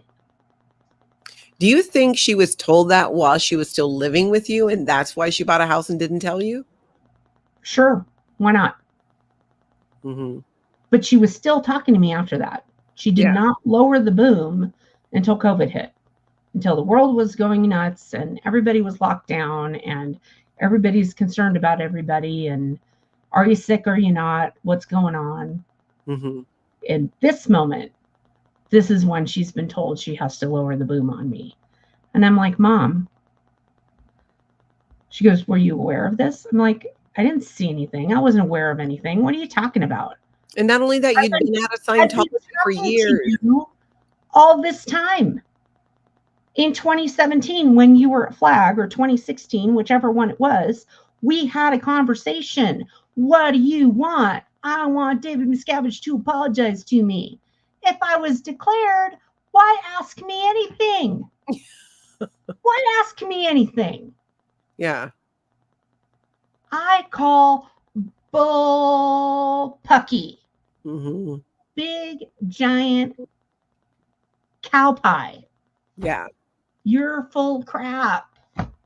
So we talked, and I'm sure that she had to delay the call because the people who were supposed to listen to the call, make sure she made the call, weren't listening in that moment. I'm sure that's what was going on. But we were on the phone for a very long time. And I pointed out the timeline, and I pointed out how none of this made sense. And she said, well, you just need to ask for ComEv. Just promise me you'll write the letter and ask for the ComEv so that they can realize that they're wrong and you've been helping me all this time, and you're not a suppressive person because you've been helping me. So you disqualify as a suppressive person. You just need to tell them that and ask for the ComEv and just write the letter. Just promise me you'll write the letter. And I'm like, Mom, this doesn't make any sense. Yeah. I am not a Scientologist. I was telling you the whole time I was not a Scientologist. Nobody else is in charge of what I read or comment on the internet. It doesn't matter. I'm not part of their thing. I didn't talk to you about it. I didn't share it with you. I didn't tell you to go look at it. What the hell? You know, when I was a kid growing up, the whole David Mayo thing happened. The hallways in the mission were lined with goldenrod. There was no social media back then. If you wanted to know who you weren't supposed to talk to anymore, there was a goldenrod on the wall that said, don't talk to that guy, and don't talk to that guy, and don't talk to this girl, and these are the reasons. Mm-hmm. They didn't not give you a copy. They didn't not. It was broad public issue. That means you go down in the mimeograph machine and you run off a gazillion copies of goldenrod and you give them out to every dang people that person ever knew. So everybody's aware. Don't talk to that guy no more. That's how it worked. I didn't get a letter. I didn't get anything. And they didn't tell my mother until it was convenient for them to tell her.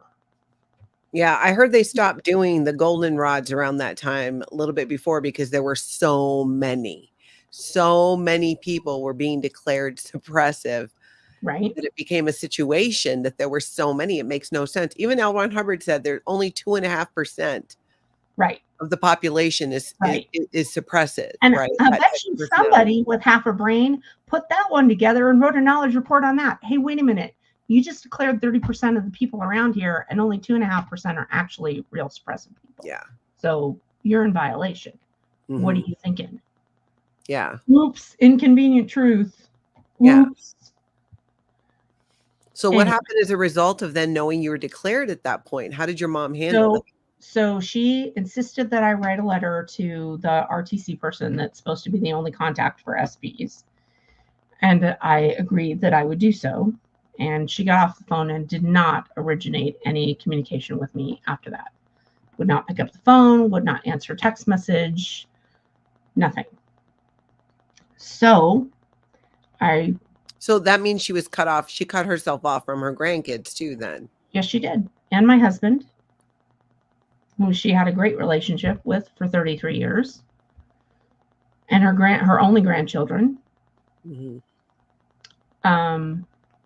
Yeah, it's just crazy. Just crazy. So have you not heard from her since then? No.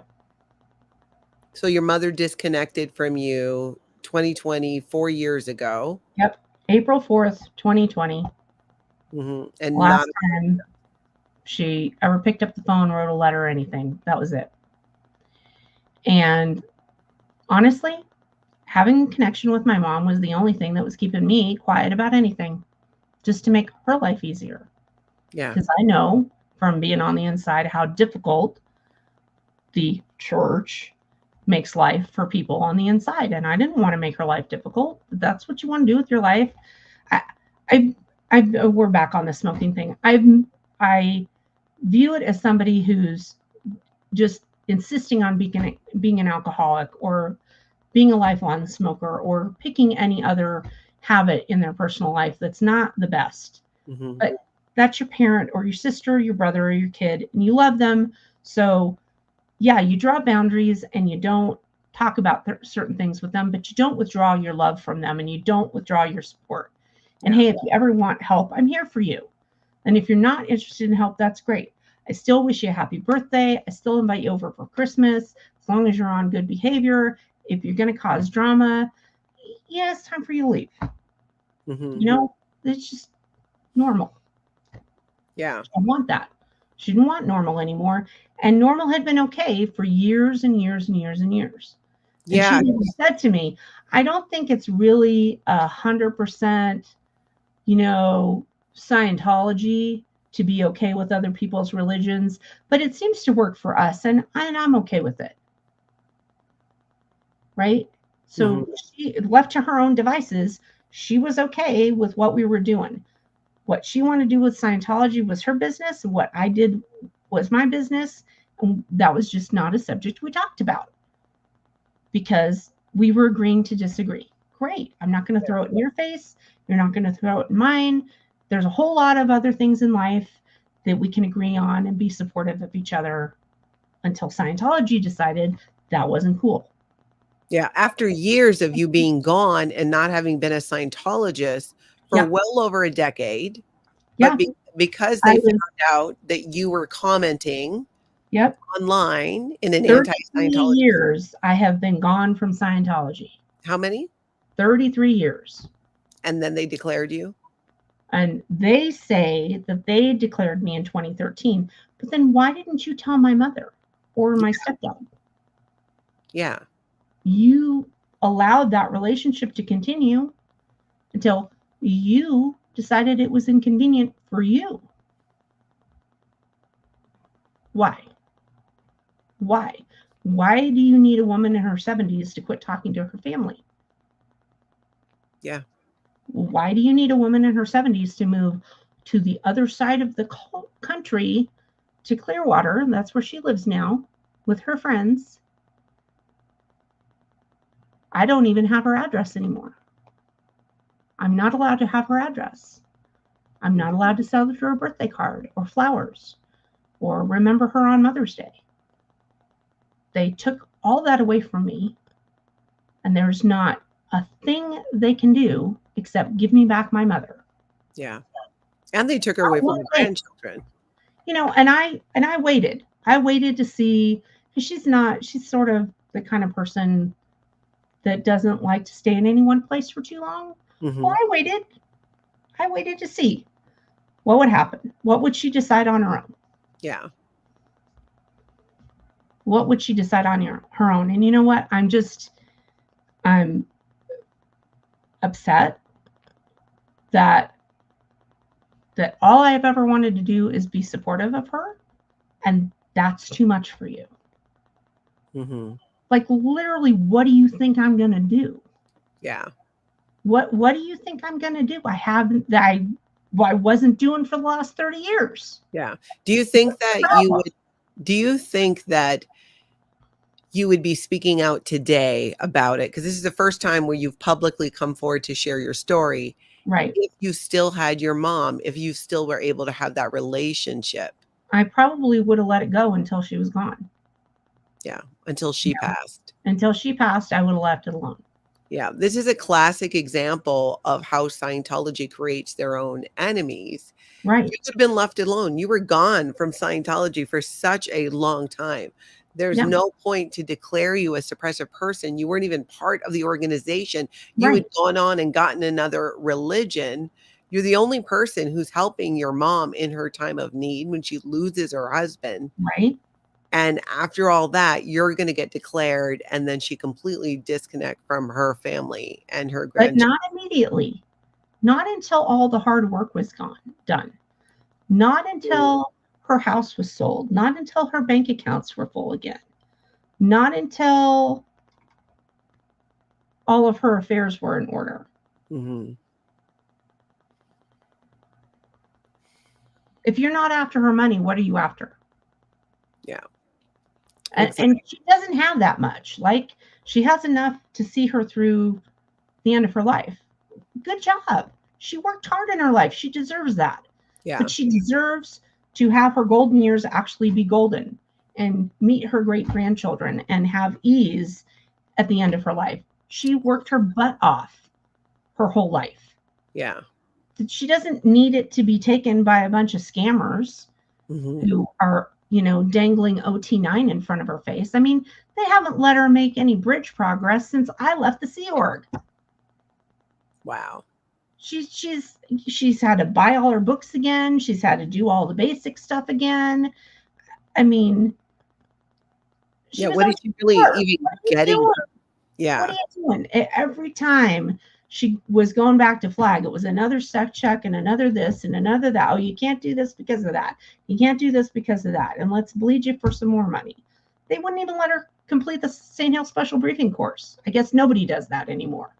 She had that completely paid for and was going to LA and doing that. And then that got ended. Do you know why? I don't know. I don't know. There was some excuse. Somebody messed it up. They agreed. She was really upset at that point. They agreed to let her use the money for other things. Yeah. But, there's some excuse about how the lectures or the books or the material isn't exactly as LRH would have wanted it. We found errors. Yeah, exactly. Guess what? That'll be the next big release. Oh, we fixed the St. Hill Special Agreement course. You can do it again for twice the money and twice the time and twice the effort. Yeah, exactly.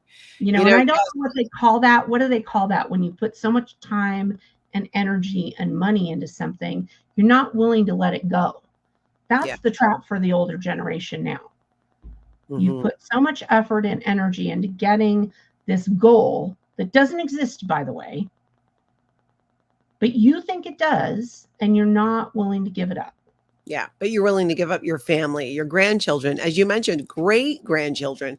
So she's literally turned her back on 3 generations of her own family, and she can't even do Scientology. My cousin died this summer. She wouldn't come for his funeral. Wow. That really speaks to the brainwashing and the mind control. This is a kid she helped raise. Mm-hmm. She was there when his daughter was born. She was there when he got married. They talked on the phone weekly. They watched TV, crazy reality TV shows together. He's gone now, and she wouldn't come and see her sister in her time of need, come to her nephew's funeral, be there for his daughter, for her sister. Because of Scientology's practice of disconnection. You would be there? I don't know. I was half expecting that she might come, that she might be there for her sister. Because none of the rest of the family is in this. It was only ever just my stepdad and my mom and me. That was it. Yeah. So, she could have said she was going to her sister's funeral. She didn't have to tell anybody that I might be there. And if they asked, she might have said, well, I'll just, if she's there, I just will turn around and not be there. But I need to see my sister. This is a time of family in need. That's what our family has always done. We're not like super close all the time. We're kind of far flung. But when there's a crisis, people show up. Yeah.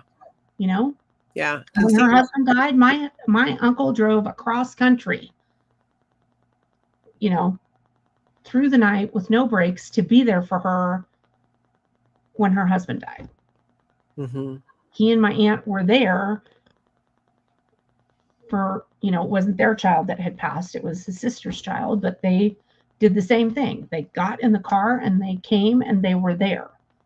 Yeah. She's got another brother on the East Coast who's not doing well. And apparently she's too busy to go see him. You can't say goodbye to her family was very close. Those 4 kids were very close with each other. What's interesting is she has cut off her entire family. Even the family who weren't even Scientologists. The thing of it is that, and I observed this when she was living with us, she had a different story to tell, a different set of lies to tell, depending on who she was talking to. Yeah. So for her core workers, it's this, and for me, it's that, and for her sister and her family, it's something else, and for the people that she's hanging out with in Scientology, it's a different thing, and for the people she works with, it's something else entirely. And maybe the kids, she'll tell this, but she won't tell them that. And I was observing her behavior and things that were not making sense, and I'm like, I just wonder if you're losing track of yourself because you have so many versions of reality depending on who you're in front of. Because this is not the woman who said, you just need to write this letter and just ask for the committee of evidence, which I did, by the way. Did you get a response? Oh, yes, I got a response. I got a completely nonsensical response from some woman I've never met who signed it much love. Yeah. Basically, you asked wrong. Here's the policy. Ask again if you wanna. Much love. Sorry, that was a dirty gesture right there. Quite all right. I actually had a nightmare after I sent that letter. And in my nightmare, I went to PAC, went to the big blue building, and that side entrance up the stairs to the course room to go have this committee of evidence. And I got through the door and nobody would look at me. And a couple of people were like, hey, can I help you? And I'm like, yeah, I'm here for this thing and I don't know where it is. And then they would just walk away. And when I got in the door, it wasn't the same building anymore. And I was wandering around for like an hour and I couldn't find my way out. And I was basically felt like I was in a maze. And I was like, okay. So in the dream, I'm like, all right, so how do you get out? Well, let's start looking for windows that show trees or something outside and then find a door, right? So I do. I start seeing some trees through the windows. There's a door. I open the door. I'm in a courtyard. I'm in an enclosed courtyard. And I wake up. And again, I have a thought drop into my brain. It's a trap. Yeah. It's It a trap. it is definitely a trap. And I'm like, okay, that's all I need to know. I don't know who gave me the dream. I don't know who's given me, the thought in my head. You can call it what you want. I know what I think it is, but that's all I needed. This is a trap. We are not going back here. I've done the healing. I've done the things. I didn't end up in the gutter. Thank you very much. You had your babies like you wanted to. You wanted to be a mommy, and now I have my family. I have a great marriage. I have a great life. I'm not going back to that. I'm not going back to that. And I don't want to see anybody else get trapped in that. Yeah. And if you're watching this, if you're in this older generation, dude, don't give up your family for these people.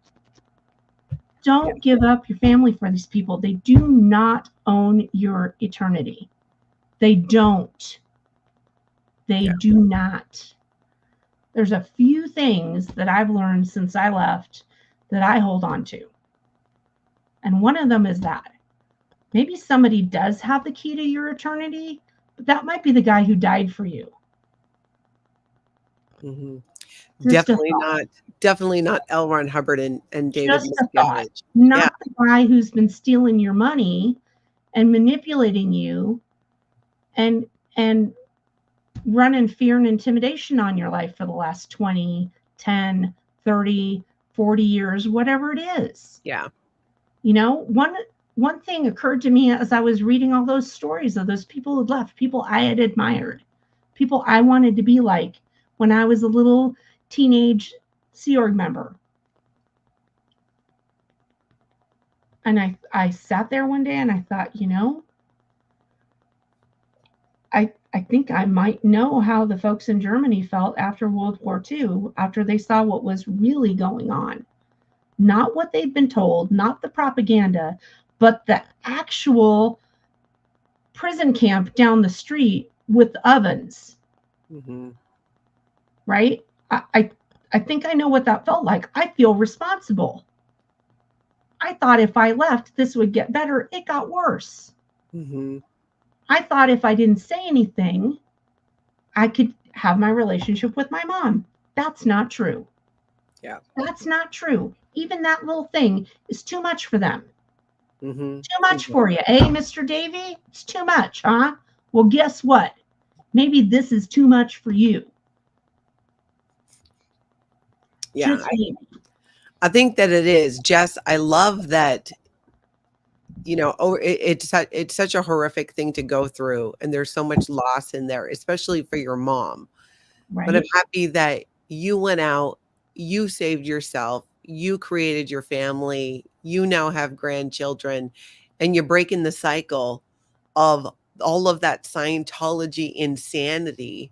And I know that it was a lot for you to publicly share your story, because really that, I don't doubt that holding out hope that maybe your mom will still come around kind of a thing prior. Right.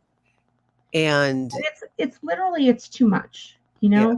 the forced ending of pregnancies thing was horrific. Mm-hmm. And in my frame of reference, that's somebody witnessing something. That's somebody's story. That's their testimony. That's valid in a court of law. I'm first person account. This thing happened to me. You don't get to tell me what did and didn't happen to me. I don't get to tell somebody else what did and didn't happen to them. Yeah. That's what happened to them. That's how they were treated. They were made to feel some kind of way that wasn't good. It wasn't life affirming. It wasn't life giving. Mm-hmm. And honestly, there are people that I've run across that, they don't like rules in their life. They don't like legalism. They don't like hypocrisy. Man, you haven't seen crap since you've seen the inside of a Scientology organization. Talk about rules and hypocrisy and isms. Jesus criminy. Yeah. It is. That is some high level control mechanism bull pucky right there. And nobody should be doing that. Nobody has a right to tell you what you can read or what you can say. Or if you don't want to say anything, that's up to you. Yeah. Last time I checked, we still lived in a free country, and you're allowed to freely associate with who you want to and freely decide what religion you want to be, or if you don't want to be. And you're allowed to speak, and you're allowed to protest and redress your grievances, whoever it is. Maybe sometimes it's the government, but maybe sometimes it's the street corner of the big blue building, mm-hmm. or the Portland org, or the Tennessee org. Yeah. Maybe sometimes you just want a public service announcement stapled to some street corner in LA to say, did you know what's going on over here? Yeah. Did you know what all these celebrities' money supports? Mm-hmm. Exactly. Jess, do you think that, I think it'd be fun to do and really interesting to do, like I would love to have you on again and get into more of like your time at the buildings with L. Ron Hubbard, David Miscavige, and Right. all of that. If anybody has questions or they knew you Absolutely. from before, are you open to receiving communication from people who 100%. Might have known you? What is the best way for people to get a hold of you? So they can email me. I have an email that's not tied to my name. Okay. You can see my screen name there is JL Set Free. My email is women, plural, set free @gmail.com. Feel free. I don't check my email a whole bunch, but I will pay more attention to that now. If there's something you want to know, if there's something that you're going through, if there's something that you don't know how to get through, or you just didn't know anybody else went through it too, let me know. I'm happy to help. I'm happy to help. I'm happy to support you. Because you know what breaks my heart? I watched your interview with Phil the other day. That man deserves to be surrounded by his family. Yes. His siblings, his kids, their wives, their husbands. That is not okay. Mm-hmm. Yeah. And I think it's going to continue to be impactful the more, you coming forward and sharing your story, and just more of this truth coming out about Scientology will just helps to get that word out and expose. And it really gives very specifics to this harmful practice of disconnection. These are real people. These are real families. These are real situations. So we should. Our mom is the only parent we have left between the two of us. Wow. And Jess, I know in the chat, people are asking, she does not have a channel, but I put her email in the chat, and I'm going to put it in the description of the video, and we are going to chat again. We should wrap it up now, though, because we're getting kind of late. but I want to thank you from the bottom of my heart. I wish I could just hug you right now. I am Right? so I think impressed we with need your, a reunion. I yes, think we need to get together and hug it out and talk it out and, all the things. I love Because, it. Yeah. like, people need support. People don't get through life on little islands, Yep, And I'm exactly. sorry, but recent history, isolating people is not the thing to do. Isolating the elderly is not the thing to do. There's reasons why we have ceremony in life, celebrating passings, celebrating unions, celebrating new life. There's reasons why we do that. You need that in your life. It Yeah. it is healing, it is closure, it is helpful. It is new families starting. Yeah. It is building connection. And people don't get through marriage on their own. They need support. No, They they need to know do. that somebody else went through a rough time and they can get through it too. Yeah. You know, we all need support. Yeah. I thank you so much for coming and having this chat. And I know that we will do more. And again, Yeah, Jess's email, if you know her from back in the day or you have any questions, reach out to her. I'll put it in the absolutely. description of the video. We will absolutely have you on again. Thank you for the bottom of And my heart. I am a proud member of SPTV because guess what? Darn it, I'm an SPT too. Yeah. You I are, you mean, little they suppressed say you. so. They made it official. So, woohoo! They did. I love that. I love that. Jess, thank you so much. We're going to say goodnight to everybody. Everybody, thank you so Bye. much for being here. Please hit that like button and subscribe on your way out. And we'll have Jess on again. I feel like there's going to be so much more to talk about. Right. Everybody, have an amazing cult free night.